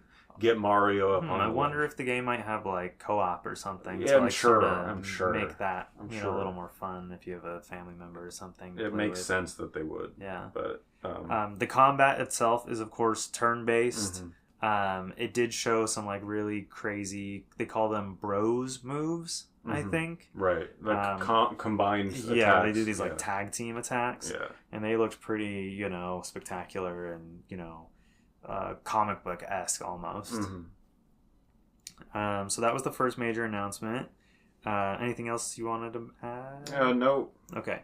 There's plenty of Mario, So with November 7th, that does tell me that this is basically this is their big holiday title for the Nintendo Switch. Sure, yeah. Yeah, like maybe their last big holiday title for the Nintendo Switch. Right. So interesting that they're going with Mario again, because last year we had Super Mario Bros. Wonder. Yeah, Wonder, yeah. And that was late October when that one came out. Right. Okay, but the next title is one we mentioned last week as being a rumor, and that is Fantasian. That is Hironobu Sakaguchi's game, originally released for Apple Arcade. He is now partnering with Square Enix to bring it to consoles, and they've given it a new subtitle, so it's now Fantasian Neo Dimension. That will be the official the official title for the console releases. We just have a nebulous this winter release date. Right. Nothing set in stone quite yet. Now, there's been some concern since this announcement that the game is going to be digital only on consoles. You're right. So they opened up a new Twitter account, Square Enix did, for the game specifically, and they shared a comment from the creator of this game and the father of Final Fantasy, Hironobu Sakaguchi. And he has this to say. He said, "Fantasian Neo Dimension has had its grand reveal, marking its comeback at Square Enix. The strength of a digital title is..." This is what I really want you to pay attention to. This particular line. "The strength of a digital title is that it can continue existing without deteriorating. And I wanted Fantasian to be an especially long-standing title." We'll get back to it. "I developed Fantasian thinking that it could become my final work before retiring, so it has a special place in my heart. Having the opportunity to rebuild it at Square Enix this way and making it widely known is truly a blessing. This title is an amalgamation of the souls of the diorama craftsman Uematsu Compositions," that's the composer Nobuo Uematsu, "and of course the game developers. If you'd like, please do give it a try." So let's go back to that second line. "The strength of a digital title is that it can continue existing without deteriorating." The only thing I can think that he would be alluding to that causes that to make any kind of semblance of sense is talking about degradation of physical media. Sure, like disc rot. Right. Or tape rot, if, just wear down of cartridge going in and out hundreds and thousands of times, which is a thing, sure. I guess. But I mean but digital goes away way sooner than that happens. So, I mean, I am like, what about Terra Battle? Yeah. Your digital only live service game. Right. It's gone. No one can play it. How is that long standing, Sakaguchi? Party Wave. Gone. Gone. Blade Guardian. Really would love to play that game right now. Yeah. Gone. Can't play it. Yeah. You can't. I don't even think you can launch it if you even do have it. You would have to have like a really old iPad that's like on a really old firmware. No, I don't even think the app launches anymore. Because before my iPad died, I tried playing it must have required some kind of internet connection. I don't know. It just... Well, no, I had an internet connection. It just brings up a white screen when you launch the app. But maybe your iPad had like an OS update that like brought it to like, the next tier. Oh. Because I know there was a thing where like if you updated, like old games that hadn't received an update would not be playable. You're probably right. There's another threat to digital games right there. Yeah. So, I mean... I don't know. That comment how is that long-standing? I'm not going to badmouth my number one hero, but... it seems like an ill-informed comment. Yeah. Like, it's either ill-informed or it's gaslighting. Like, but why would he...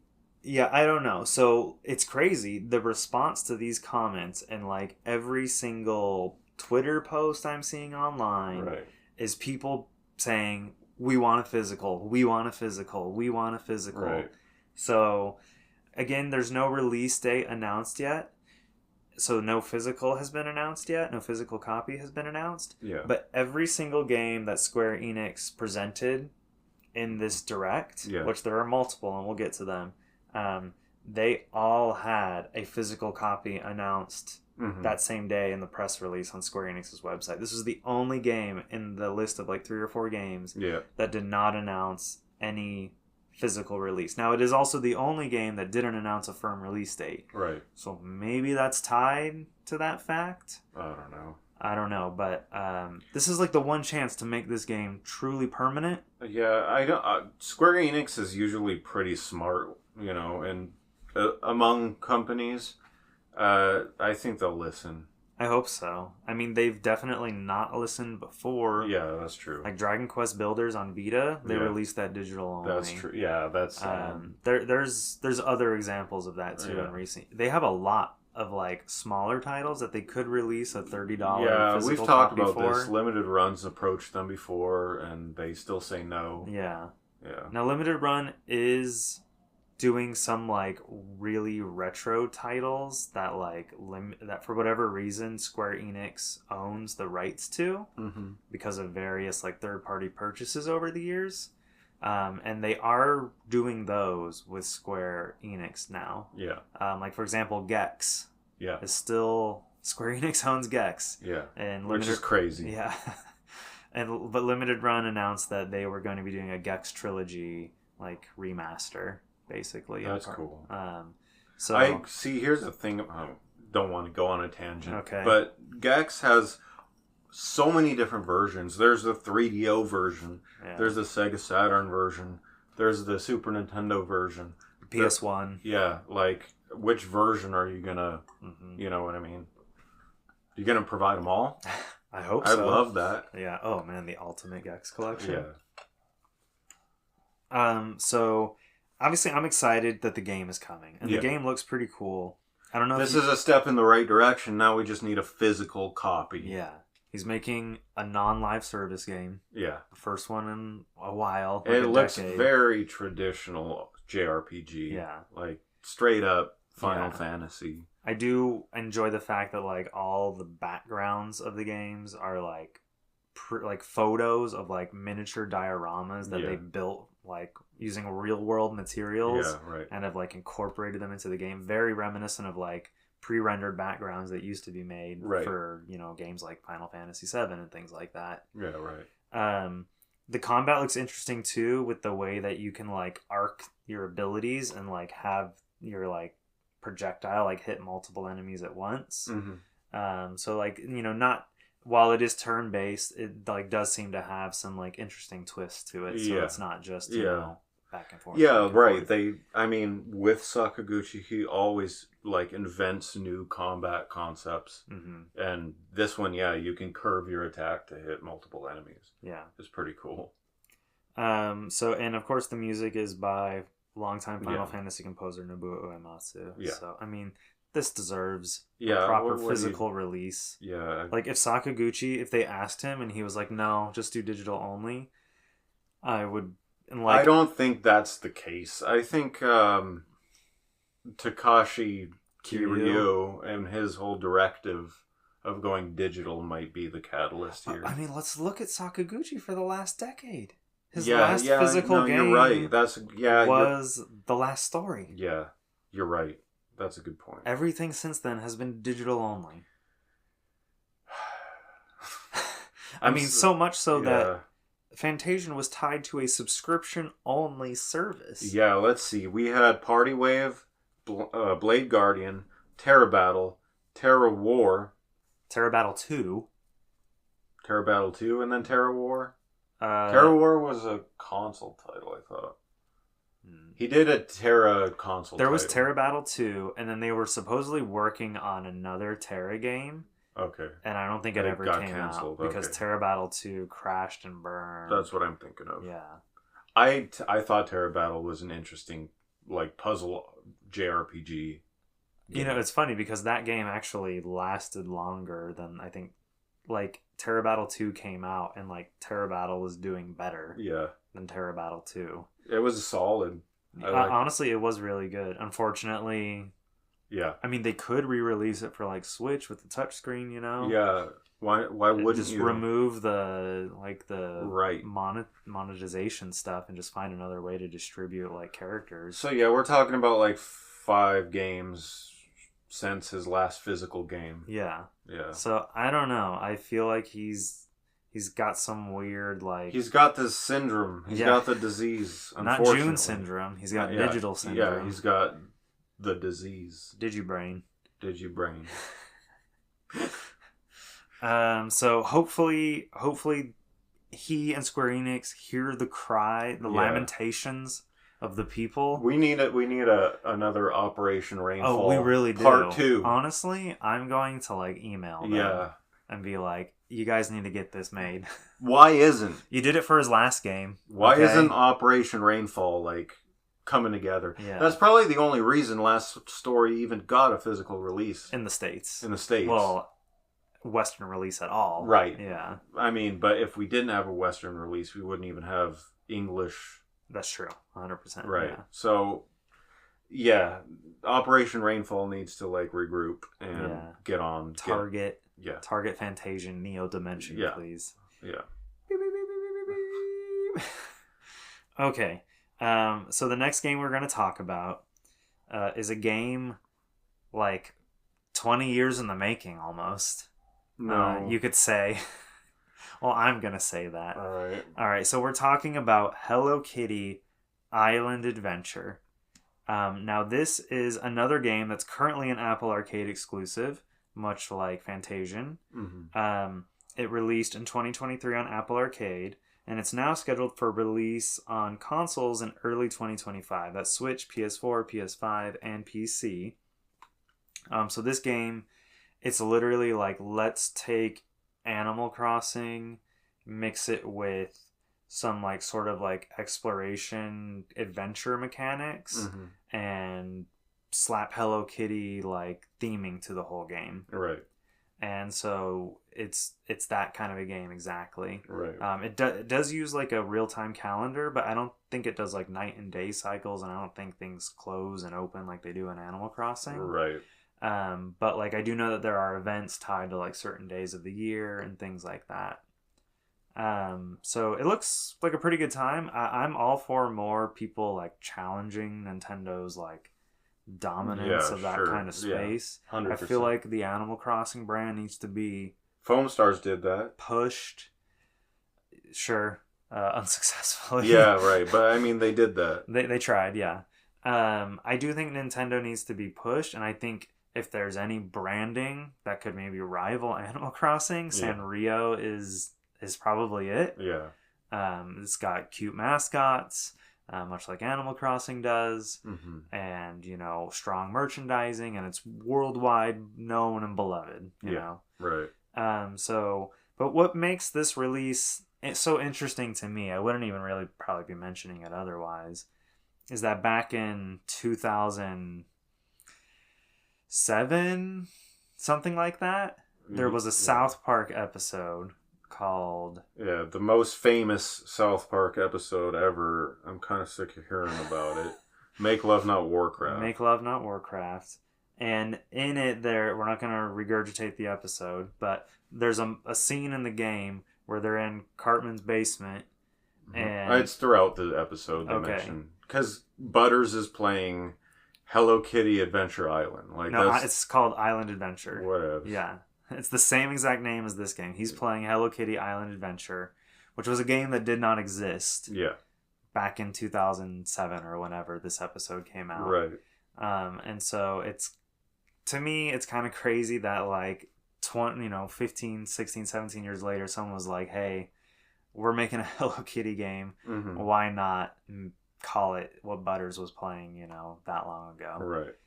So I don't know. I just think that that's kind of cool to see that sort of come full circle, and now that game sort of exists. Right. That's interesting. Right. I don't think there's another example of it. Yeah, I can't think of any. Yeah. It's like they willed it into existence, Right. Because I remember like years ago looking up like, was that actually a game? Yeah, right. You know, like back in like 2014 or 15, I was like, no, it doesn't exist. Right. And so now to see it get announced at Nintendo Direct, I thought that was pretty cool. Okay, one other thing I wanted to say about the game, it actually bills itself as an open world adventure game, which that's like what you described, like The Legend of Zelda, Breath of the Wild or something, which this game is not that. Right. But it is more open world and exploration focused than Animal Crossing ever has been. Right. I noticed that too. Yeah, I've always been interested in like, and there's like even platforming. Like, there shows this area where they're like jumping on these like different things around lava and stuff. I do like that they are trying to do what Animal Crossing does, but they are trying to make their own thing out of it. Yeah, exactly. Like they're adding game mechanics that are more actiony than what we see from Animal Crossing. Yeah, for like the last couple of Animal Crossing games, I've been wanting them to like push into like, I always thought like there could be a cave or something and you could go like mining in the cave, or you know, just like different things like that. Like, I don't understand why they haven't really broadened their horizons in the Animal Crossing games. Right. Yeah, no, I agree with that. There's 100 suggestions I could have for them to do too. Okay, but the next game we're going to talk about is Donkey Kong Country Returns HD. Okay, so this is releasing January 16, 2025. So one of the couple games in this Direct that is not releasing this year. And this is just an up-res port of the Nintendo Wii Classic, developed by Retro Studios originally. Yep. It was released in 2010. We don't know who's porting this game yet. It's probably not Retro, because as we'll learn later, they're busy with their own project right now. Quick aside. Yes. Do you remember when Retro Studios was working on that, and Reggie Fils-Aimé was like, "Oh man, if I told you anything about Retro's new project, I'd be in so much trouble." And then we find out it's Donkey Kong Country. Because we're thinking like Metroid Prime. Yeah. Everyone at the time was like, okay, you know, they made 1 and 2. Right. Where's 3? So there are definitely some people who were maybe disappointed that they were working on a Donkey Kong Country. But this is like one of the Wii's best games. Sure. And like, it is a really highly well-regarded entry into the Donkey Kong Country franchise. There's no doubt that it's a bad game. Retro Studios. That's a great game. Yeah. Not a bad game. Okay, great. No. You said there's no doubt that it's a bad game. That it's not a bad game. Oh, okay, not a bad game. No, there's no doubt. Yeah, that's correct. Okay. Yeah. Okay. No, I was just gonna say Retro Studios is insanely talented. Yeah. And they delivered a phenomenal experience. They don't do bad games. Right. But yes, Reggie was making it sound like they're working on something top secret. Right. You know? Right. Like if I told you the CIA would... Right. Just take me out. The Nintendo ninjas. Get a dart in the neck Sharuk. before I can tell you. So this is actually the second time that this game has been ported. In 2013, the game came to Nintendo 3DS courtesy of Monster Games, which Monster Games actually did some original development, included a new world in the game that contained 8 new levels. Yeah. And this new HD port will include those levels as well. Yeah. So it's kind of nice that it is still the complete package. Sometimes you do see that where games will like do an expanded version, and then later down the line they'll do a remake, but they won't include any of the expanded content. Right. It's like, what's the point? You could make it the best version of the game. Right. Include everything. Right. Like we saw that last year with the Final Fantasy pixel remasters that they released of like 1, 2, 3, 4, 5, and 6. Right. They all had remakes on Game Boy Advance and PSP that had new stuff. All kinds of new additional content. Yeah. And none of that was included in the pixel remasters, which is just like, come on. Why wouldn't you do that?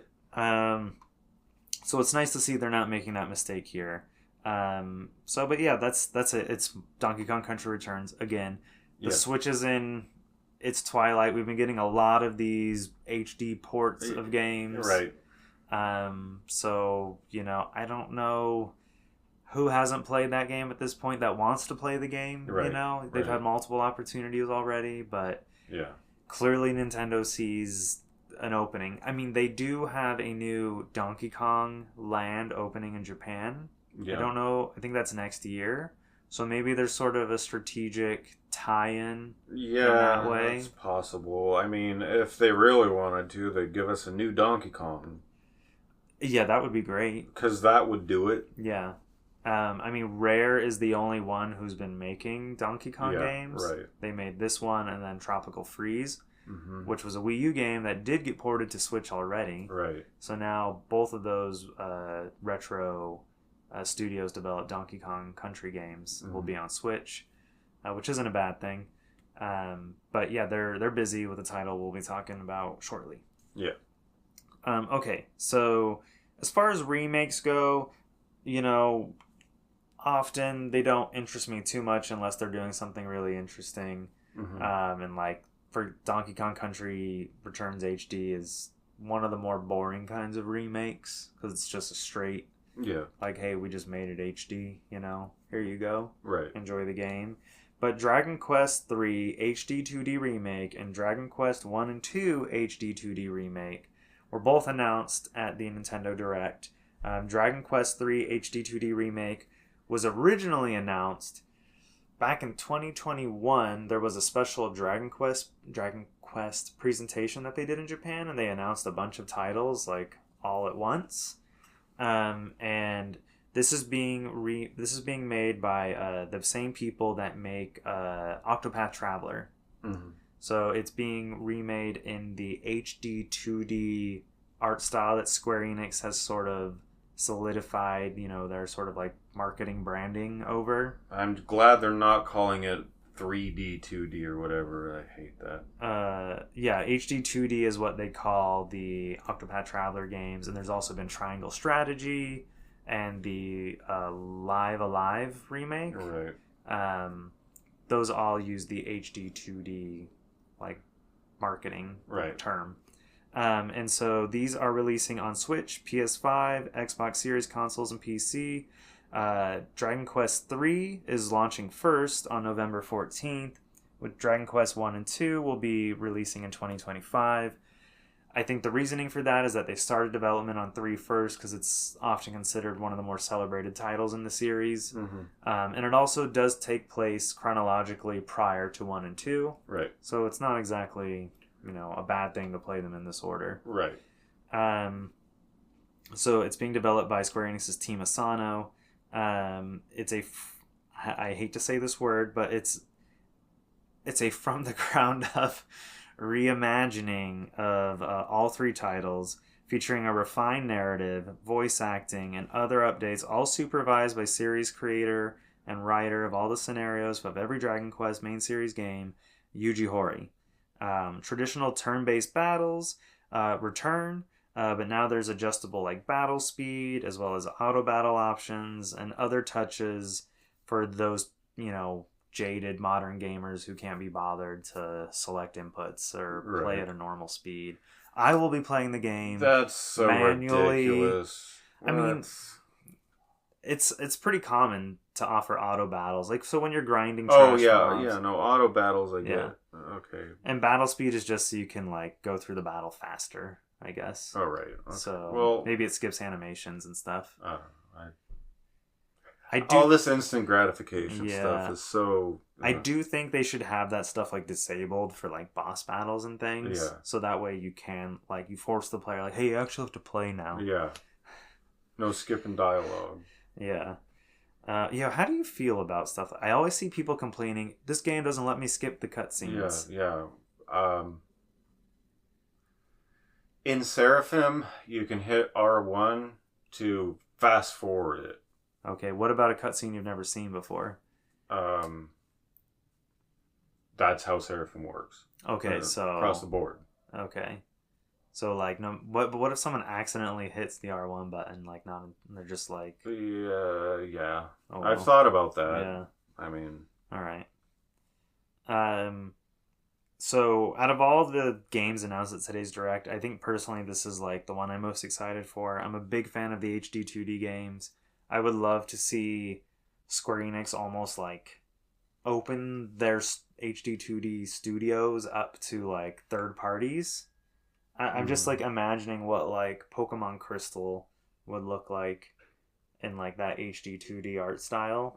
And I don't know, to me, like I think it could look pretty It's phenomenal. not that difficult to create. Like other studios could do that. Oh yeah, 100%.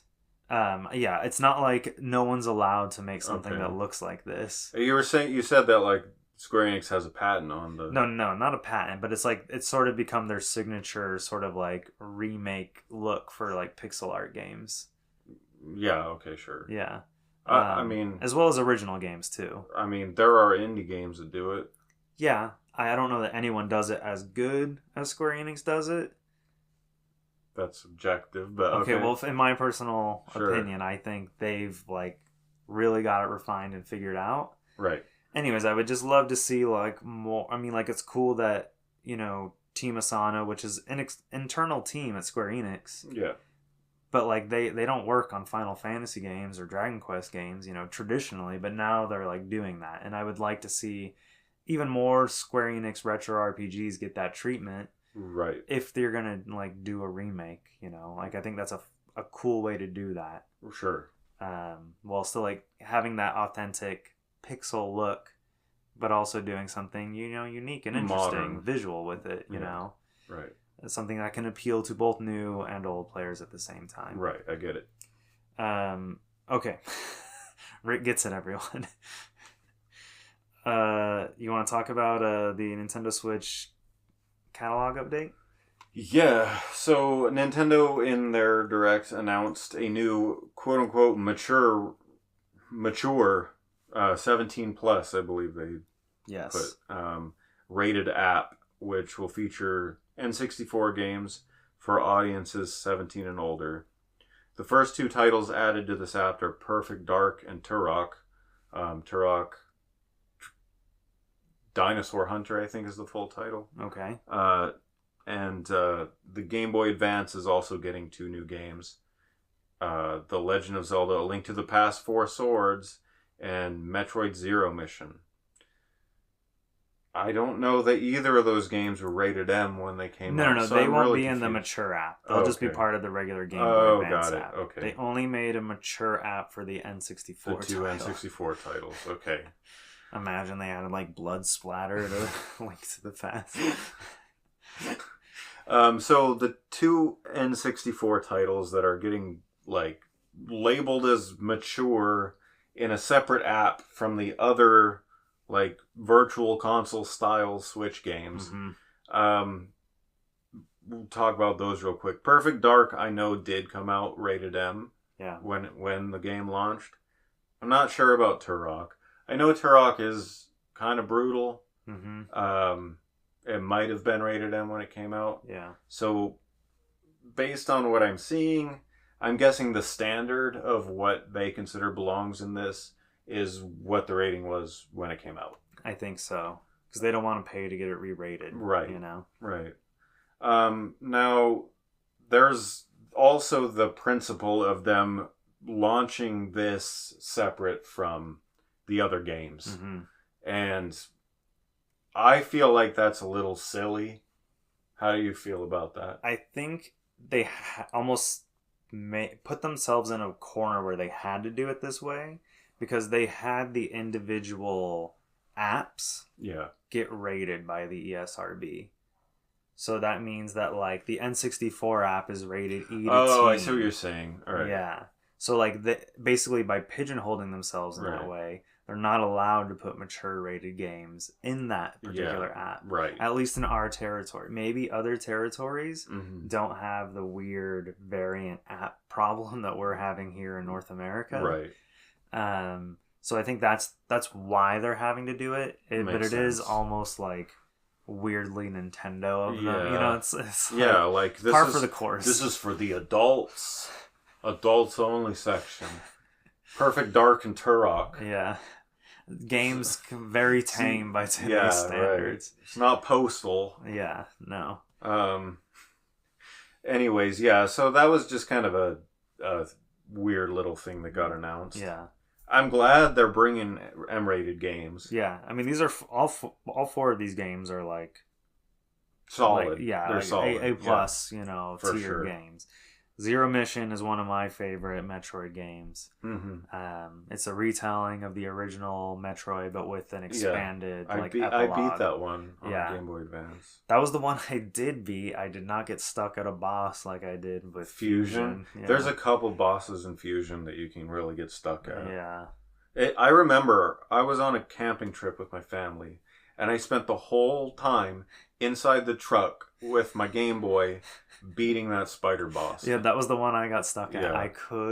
It's the hardest boss in the game. I got I would get close. Like, the ending boss and, like, SAX or whatever. Yeah. The SAX Parasite. SA-X. The Dark Samus of that game isn't even that hard. Yeah. Compared to the spider boss. This spider just, like, moving around on the ceiling. Yeah, you have to get up on top of it and shoot a missile downward while, like, not falling on top of it and not touching it. Yeah. It's kind of, that frustrating me because it's not that, it's pretty far into the game at that point, too. Yeah, it's like the 8th boss. Yeah, so it's like, and I spent, like, all my free time for, like, 2 weeks in I don't know, early high school, like, trying to. I remember the run where I was doing it, and I'm like, oh my god, I think I'm gonna beat it. And the other thing is the save point before that boss. Yeah. Oh yeah. You have like a gauntlet you have to go through first. It's like a good 15-20 minutes of gameplay to get to the boss room. And so then you die, and it's just like you're ready to smash your GBA on the ground. I forgot about that, but you're right. So Zero Mission doesn't quite have those frustration blocks. At least I don't remember them. No, there are difficult parts, but it's not anywhere near. It doesn't go that crazy. Yeah. Exciting to see more Nintendo continuing to bring games, not just forgetting that these apps exist. Yeah. They're bringing stuff out on a regular basis. I don't know how long it's going to take before like these things are really fleshed out and full, Right. But they're getting better. These are called it's called Nintendo Switch Online, right? Right. That tells you, like, and that specifically you have to subscribe to that. Yeah. So if their next console is not Nintendo Switch something, they're either going to have to rebrand their whole online subscription. They're going to launch it all again. You're going to have to buy it again. Or they're going to have another subscription for, Nintendo... whatever. Nintendo Great Plus. Right. Online subscription. Yeah.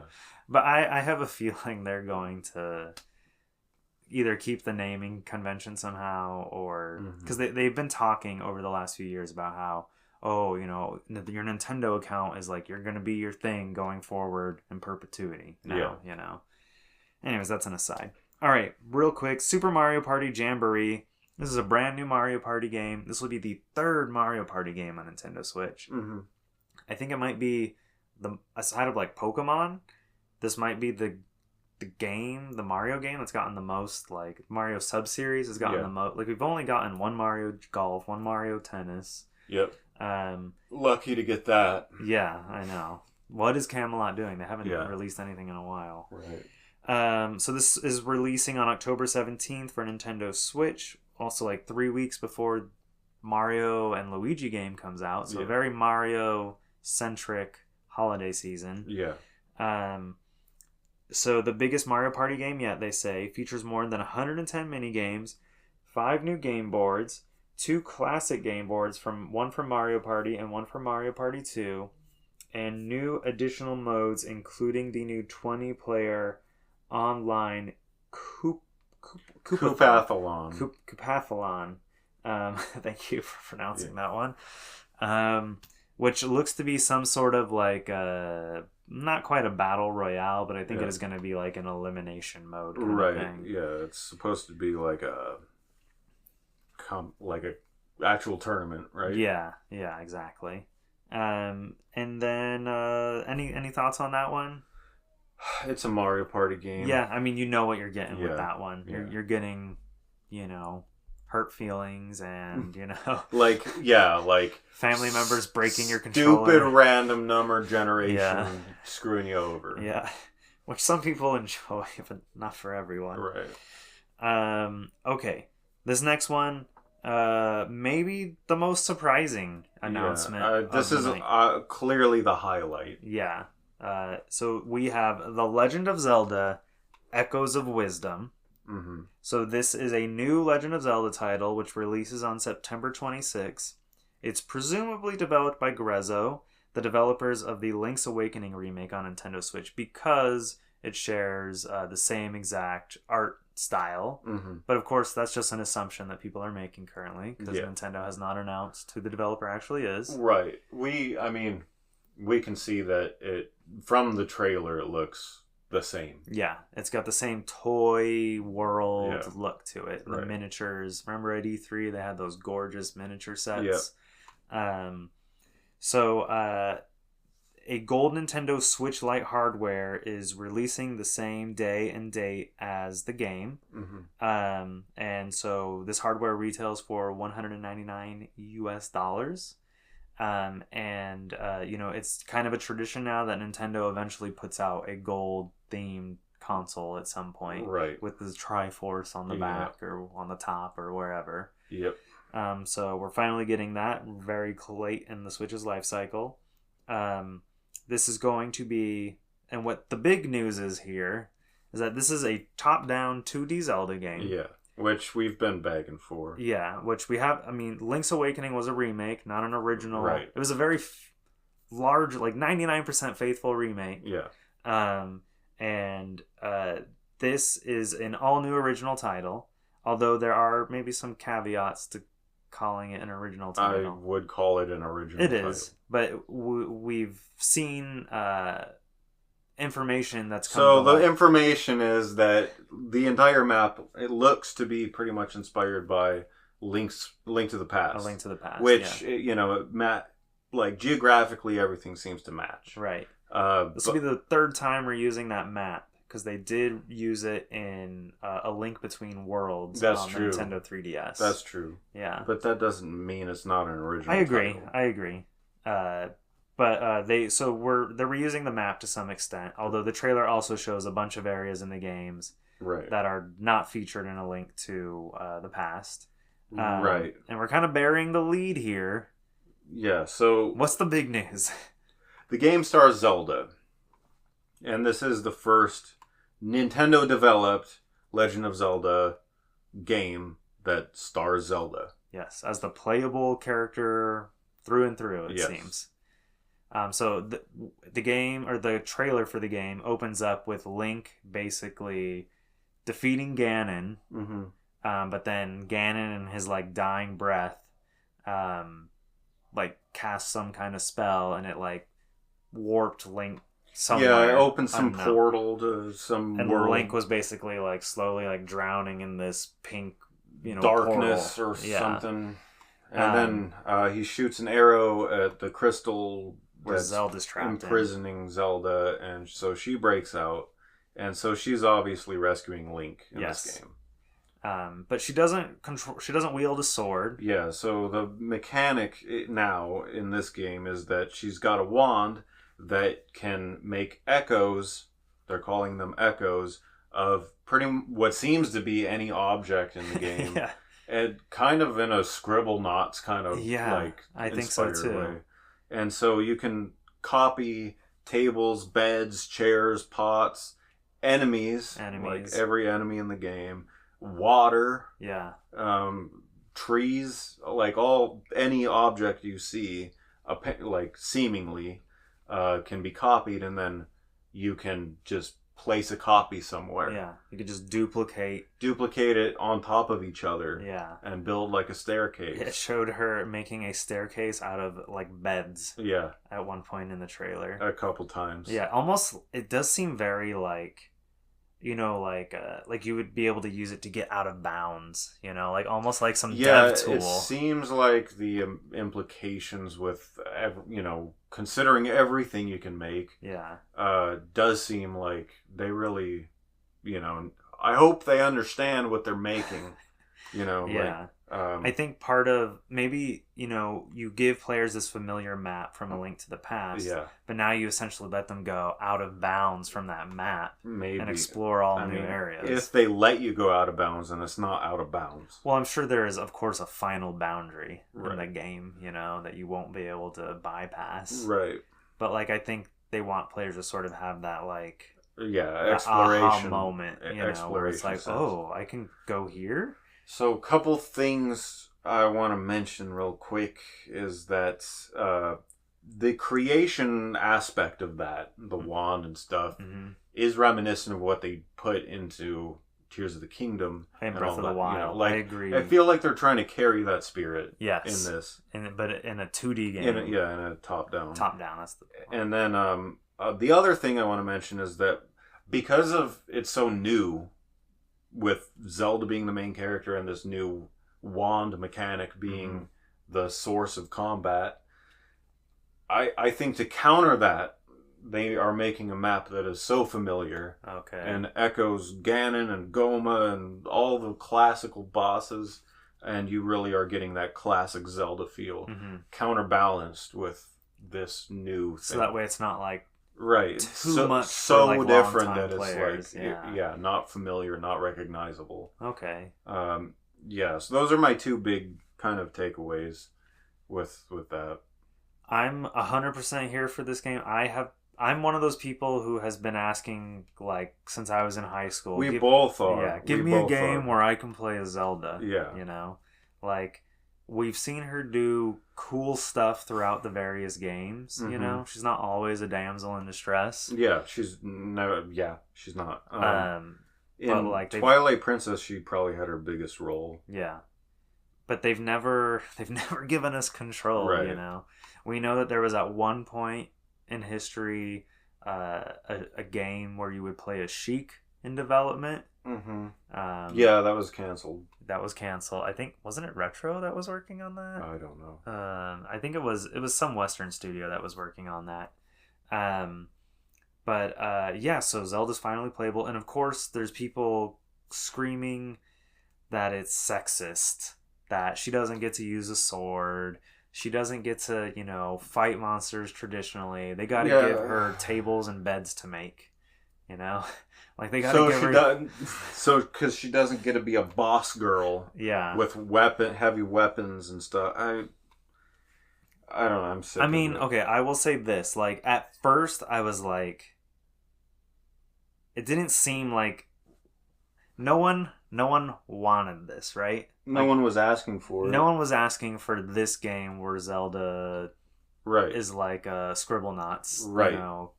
Basically, yeah. Using her magic pencil to, summon whatever she wants into existence. Because she's not using physical strength to take down moblins. Right. Well, that would be lame.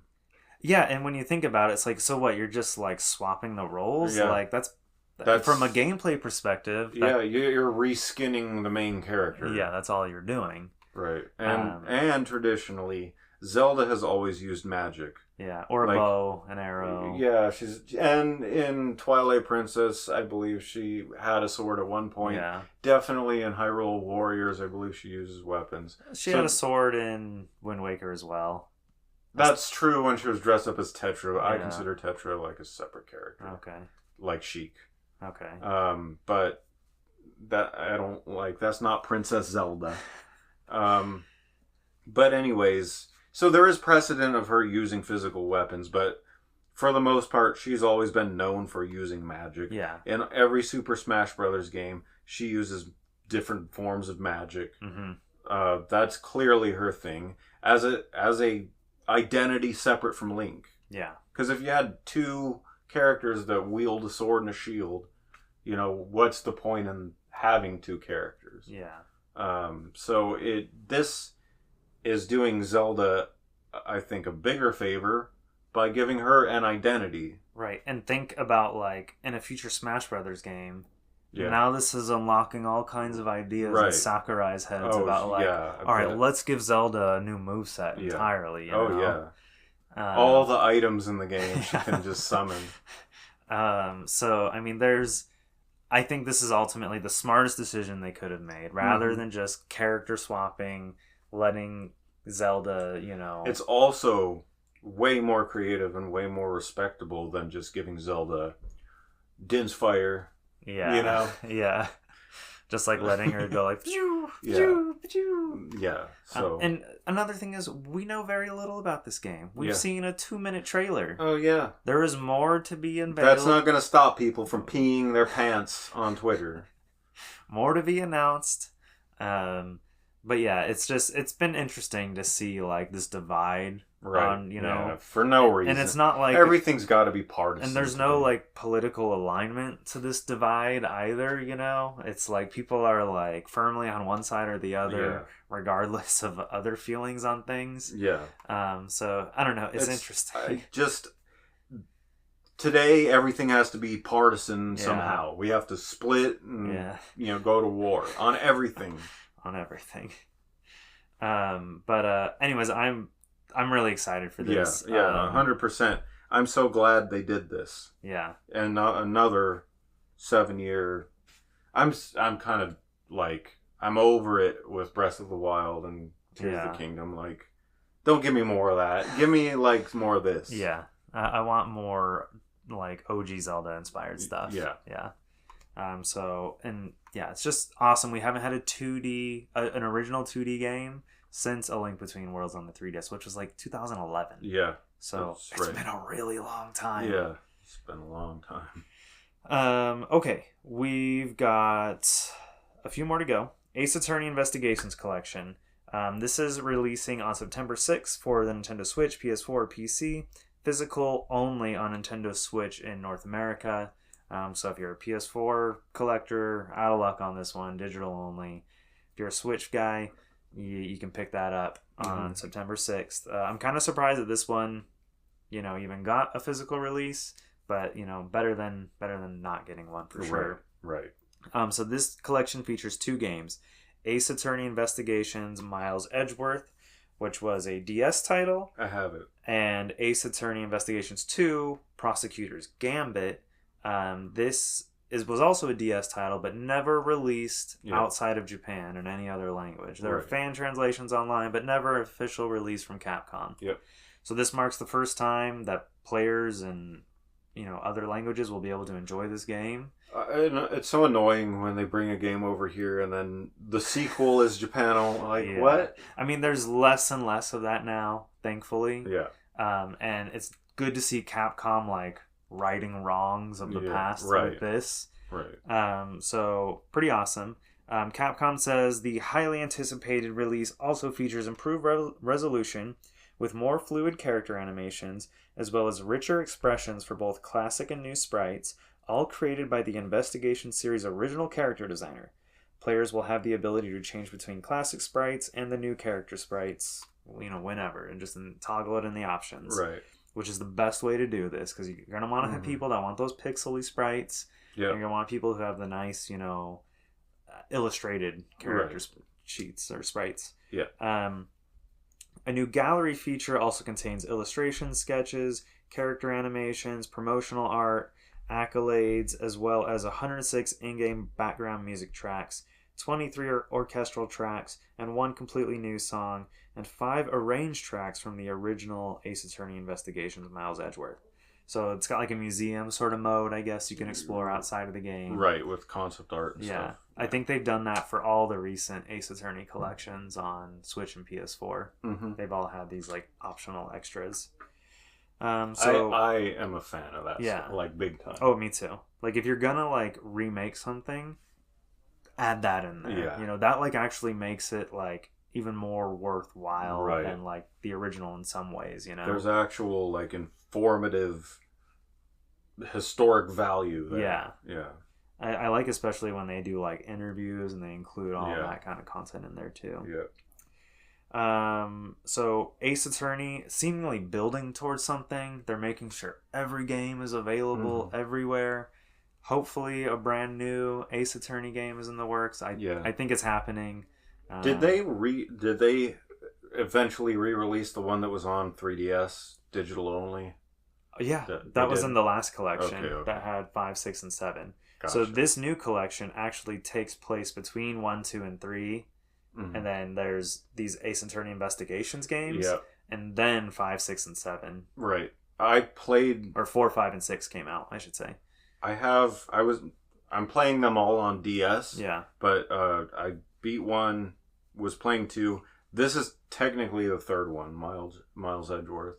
And then 3 comes after these 2 games. Okay. As far as I understand. Okay. So, moving along. Yep. We've got a couple more games to talk about. We want to get to them all. We've got the 100-line Last Defense Academy. So this releases in early 2025. It's co-developed by Tukio Games and Media.Vision and published by Aniplex. It's coming to Nintendo Switch and PC. This is a new game from the creators of Danganronpa and Zero Escape series. That's Kazutaka Kodaka from Danganronpa and Kotaro Uchikoshi from the Zero Escape series. Mm-hmm. The character designs are done by Ryo Komatsuki, the main guy who did all the character designs for the Danganronpa games. Yep. And the music is by Masafumi Takada, who also did all the music for the Danganronpa games. So the gameplay is described as a strategy RPG. It looks like it's grid-based. Yep. And then it also features the Danganronpa style free time and exploration mode. The game looks exactly like a Danganronpa game. 100%. Yeah. Like, it had the setup. Yeah. It has the school. Yeah. Like, even the storyline has the mascot character. Yeah. Like, it's all there. I mean, I couldn't help but get, like, giddy. Yeah. Yeah. I mean, like, this... I'd rather have a Danganronpa game. Okay? Right. But... I get what you mean. I'll take this. Yeah. Now, Danganronpa is owned by Spike Chunsoft, the brand. So, and you notice they're not involved in this whatsoever. Right. But what's crazy is that, like, identity-wise, it looks like a Danganronpa game. Straight up. You exactly like it. Same musician, the same writer, with the addition of Kotaro Uchikoshi, which is exciting. I'm curious to see what he brings to kind of maybe balance or contribute to what Kodaka does. Mm-hmm. And then Masafumi Takada, who's like, I don't know, maybe my favorite video game music composer of all time. Mm-hmm. So this is the official synopsis, which I just want to read just to give you an idea of how like kind of insane this sounds. So the protagonist, Takumi Sumino, is a totally average teenager living in the Tokyo residential complex. A place where every day is much like the last and nothing bad ever happens. All that changes when freakish monsters attack the town and start wreaking havoc. A strange creature calling himself Sarai appears and offers Takumi the power to protect those he holds dear. All he has to do is stab himself in the chest. The next thing he knows, Takumi is in the Last Defense Academy, a school in the middle of nowhere surrounded by a wall of otherworldly flames. He and 14 other students have been drafted into the Special Defense Unit, a team tasked with keeping the school safe for the next 100 days. Mm-hmm. The game apparently features 100 endings. I'm not really sure what that means. Yeah. But that is like a bullet point that has been like touted. Okay. Which makes me think maybe this is... There has to be dialogue variants, because how do you develop 100 unique endings? Either it's very like open-ended and not definitive with its story, which would be very different from Danganronpa. That's which, for not always feeling like it's pre-scripted, it is 100%, you know? Like, you're on a linear path, you're going to get the same ending as everyone else. Right. Even though it feels like anything could happen, you know? Right. So I don't know if they're experimenting with maybe like branching dialogue and choices and kinds of different kind of crazy things. I know Kotaro Uchikoshi specializes in that kinds of thing. Yeah. But he specializes it in a way where it's like reaching one ending like helps you get to another kind of a thing. Yeah. Kind of in the same way as Raging Loop. Yeah. So I don't know, maybe they're doing something with that. Yeah. So I'm really curious to see how that plays out. I'm worried about the game's performance on Switch. Yeah. Why? because they're, I mean, well, I guess it is just 100%, like Danganronpa style exploration, so it shouldn't be too demanding. I mean, they have, like, if you think about Danganronpa, they have their cardboard cutout, billboard, character sprites. There's nothing going on. Okay, yeah. I mean, I don't know. Just because I feel like as we get later and later into the Switch's life cycle, performance on games seems to be getting, like, worse. Yeah, they'd have to really not optimize it, I think, given their assets. Because Kodaka's game that came out last year was Spike Chunsoft, Rain Code, which is getting a PS5 port later this year, by the way. Oh, okay. Did not run really well on Switch, and like they released patches to try to like help smooth things out, and it got a little better, but like it was a rough game. Yeah. Like for some people, like nauseating because the frame rate is so poor. So I don't know. That just maybe concerns me a little bit here. Yeah, I gotcha. Would have been nice to see it on PS5 too. I don't know. For me, like Kodaka's games, like there's like a belongingness to them on PlayStation for me. Okay. Just because that's where I played the Danganronpa games. It's where I'd like to play the majority of his games, but I will take it wherever I can get it. Right. Yeah. We'll talk about Romancing Saga? Okay. So Romancing Saga 2, Revenge of the Seven was announced.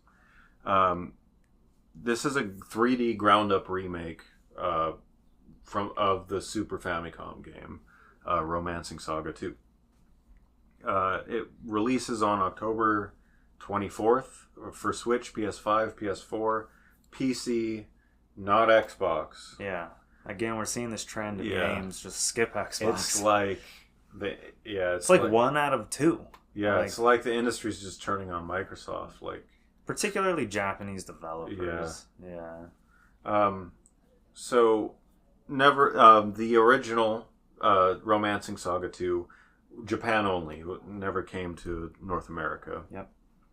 Supervised by the Saga series creator Akitoshi Kawazu. Something like that. The game keeps the original story, setting, and characters intact while introducing reworked battles and character growth mechanics. It adds in some new features like difficulty options to make the game more and more accessible. I was reading that in Japan it was like brutally difficult, and like they released like 3 volumes of strategy guides to like help people get through it.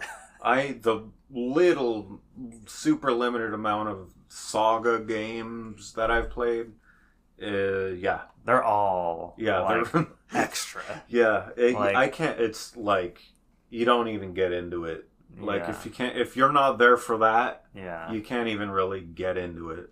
I have always been intimidated by the Saga games just because when I see how they play, I'm like, what is going on here? Shin Megami Tensei is about my limit. Okay. With the RPG difficulty. Okay. Those games are hard. Yeah, they are. Like, you get one mistake and your party's done. From like a trash mob, right. Oh, you didn't use the right weakness. Yeah, which it doesn't tell you. Right. Like, if you don't know Shin Megami Tensei internal mechanics, which are consistent for all the games, but you can memorize that stuff if you've been around a long time. Like, but if you're new, they made these these games back in the day with the intention of selling a guidebook to go along think with so. it. I think you're right. Yeah. That's a good point. That's why everything's hidden. It was almost devious, Yeah, that's why all the strengths and weaknesses and stats and stuff are hidden. Yeah. All right, that's a good point. I never thought about that. I think you're right. Anyway, so they're toning down the difficulty to make the game more accessible. I mean, the original, like, normal difficult, like, traditional what you expect from a Saga game will be there. If you're a Saga fan, and you're used to it. Right. But if you're not and you want to maybe, play it and get through it and not worry too much about memorizing 10,000 things. Right. There's a lower difficulty mode option for you. I'm sure it is probably more informative than the original Saga. Oh, no doubt. Yeah. More than 30 character classes A freeform scenario ensures every player has a unique experience while playing the game. Various decisions can be made to approach important events differently, and altering the course of the story. Yeah. So multiple branching paths. I think the original Saga games had that too. I as an addendum to that, I saw that you can, like, you get through the intro of the game, Yeah. and then the kind of world map opens up, and you can select like what region you want to go to first, second, third, fourth, fifth. Yeah. And like you do it in any order however you like. want. Yeah. Gotcha. City development and management sim aspects are also part of the package. Yeah. So slice of life type stuff where you're in the city and you're probably I showed like a screenshot of this like top down view where you're like, okay, I'm gonna upgrade the market, invest in that, upgrade this. Some RTS looking stuff. The game also has this really unique like year system where like the main character is like essentially like the king or the emperor or whatever. Yeah. And like if you're defeated in battle, then like a new emperor is elected, and it's like the stats get inherited by like the previous. Like it's die like you're dead kind of thing. The first game I ever saw do something like that was Infinity Blade. Oh, on the iPad, yeah. Yeah. They literally did that. You're doing runs, kind of like in Hades. Yeah. But you die at the end, and your son takes over. Yeah. Every time, and inherits your stats. So this is similar in that way, but it did it, Yeah. back in the 90s. Yeah, I know. I'm not saying. Oh no, I know you're not. But it sounded pretty unique from what I was reading, and you can like abdicate the throne if you like don't like. Maybe the character you built just isn't coming together the way you wanted it to, and so you can like switch to a different class and things like that. Yeah. And then time goes by. I don't know if like characters look older or get old. I don't know. Yeah. Things quite to that extent. But yeah, it did look really interesting from a systems perspective. Yeah. And it does have my attention. Yeah. Okay, I gotta let you take this one. Okay. Metroid Prime is your baby. That's true. Okay, so the Switch Direct, Nintendo Direct, ended with Metroid Prime 4 Beyond, which the title makes sense. We had Metroid Prime 2 Echoes, Metroid Prime 3 Corruption, Metroid Prime 4 Beyond. It just falls in line, sounds good. Okay, you approve the subtitle? Yeah, I approve of the subtitle.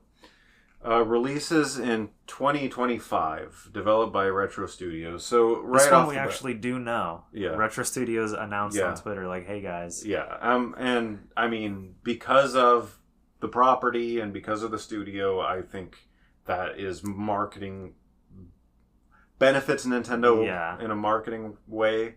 So they probably made an exception. Yeah. But now let's talk about that year.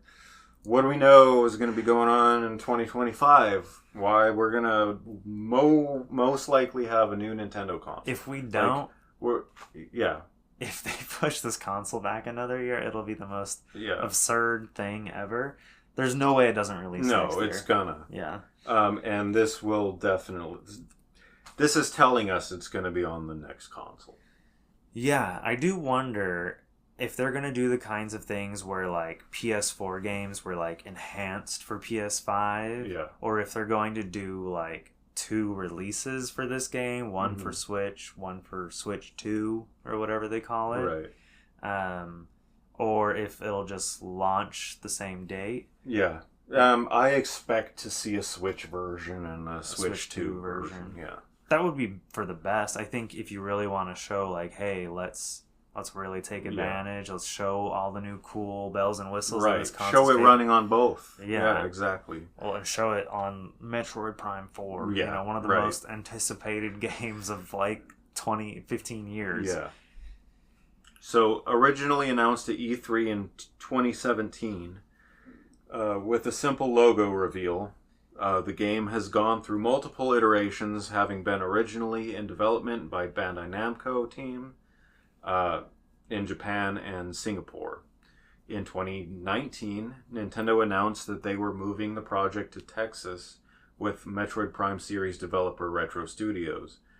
So that tells me that Bandai Namco was doing something that Nintendo was like, nah. Nah, this isn't working. Yeah. So, Retro Studios, I read that part. Wait. And development on the project would be completely rebooted. Yeah, so they'd be starting from scratch. So starting from scratch. That's happened before. Yeah. On other titles and stuff. So, I mean, 2 years. Yeah. Effectively down Basically, the drain. the Duke Nukem forever. Like, of that's, the Switch. That's what that is. 5 years have gone by now, and finally the game is revealed. The trailer shows a couple of different environments that Samus will be exploring. It looks a lot like Talon 4. I'm sure it's not. Okay. But Talon 4 was the planet in Metroid Prime 1. Yeah, the trailer opens up. Samus gets out of her gun shit. Yeah. And it looks like she does the same flip that she does in Metroid Prime. That same intro. Yeah, and then that sweet music cue plays. Yeah. Also, the space pirate, and like that was... This trailer harkened Metroid Prime 1 hard. Okay. Like, the space pirates, that was a direct reference to Metroid Prime 1. Okay. The music that plays when the space pirates are around you. Yeah. Metroid Prime 1. Like, so much of that. Even the scanning part, like, they were trying to make it look like Metroid Prime 1. Like, hey guys, like, this is still Metroid Prime. Yes. Yeah. I noticed that completely. And the planet clearly resembles Talon 4. It might even be Talon 4. Well, it's interesting because the trailer opens up, it looks like she's on like a battlefield. Because it shows like she's in like some like crag. And like she's going through like some caves or something like that. Yeah, but there's like this like satellite tower relay building, and like immediately you see these like huge lasers from space just like destroy it completely. Some explosion in the distance. Yeah, you're right. I don't know what to expect. It looks great. By the way, the trailer. I read that part. It reveals the antagonist of the game to be Silas, the bounty hunter originally seen in Nintendo DS title Metroid Prime Hunters. Yeah, I noticed that. Yeah, which is pretty cool. Yeah, I'm glad they're bringing in stuff from other. I hope they bring in stuff from Metroid Prime Pinball. Like, bring it. Yeah. That'd be so badass. Oh man. Oh, could you imagine? If there was like a whole puzzle where you're in morph ball mode and it just goes into a pinball machine. Oh, that would be so good. Yeah.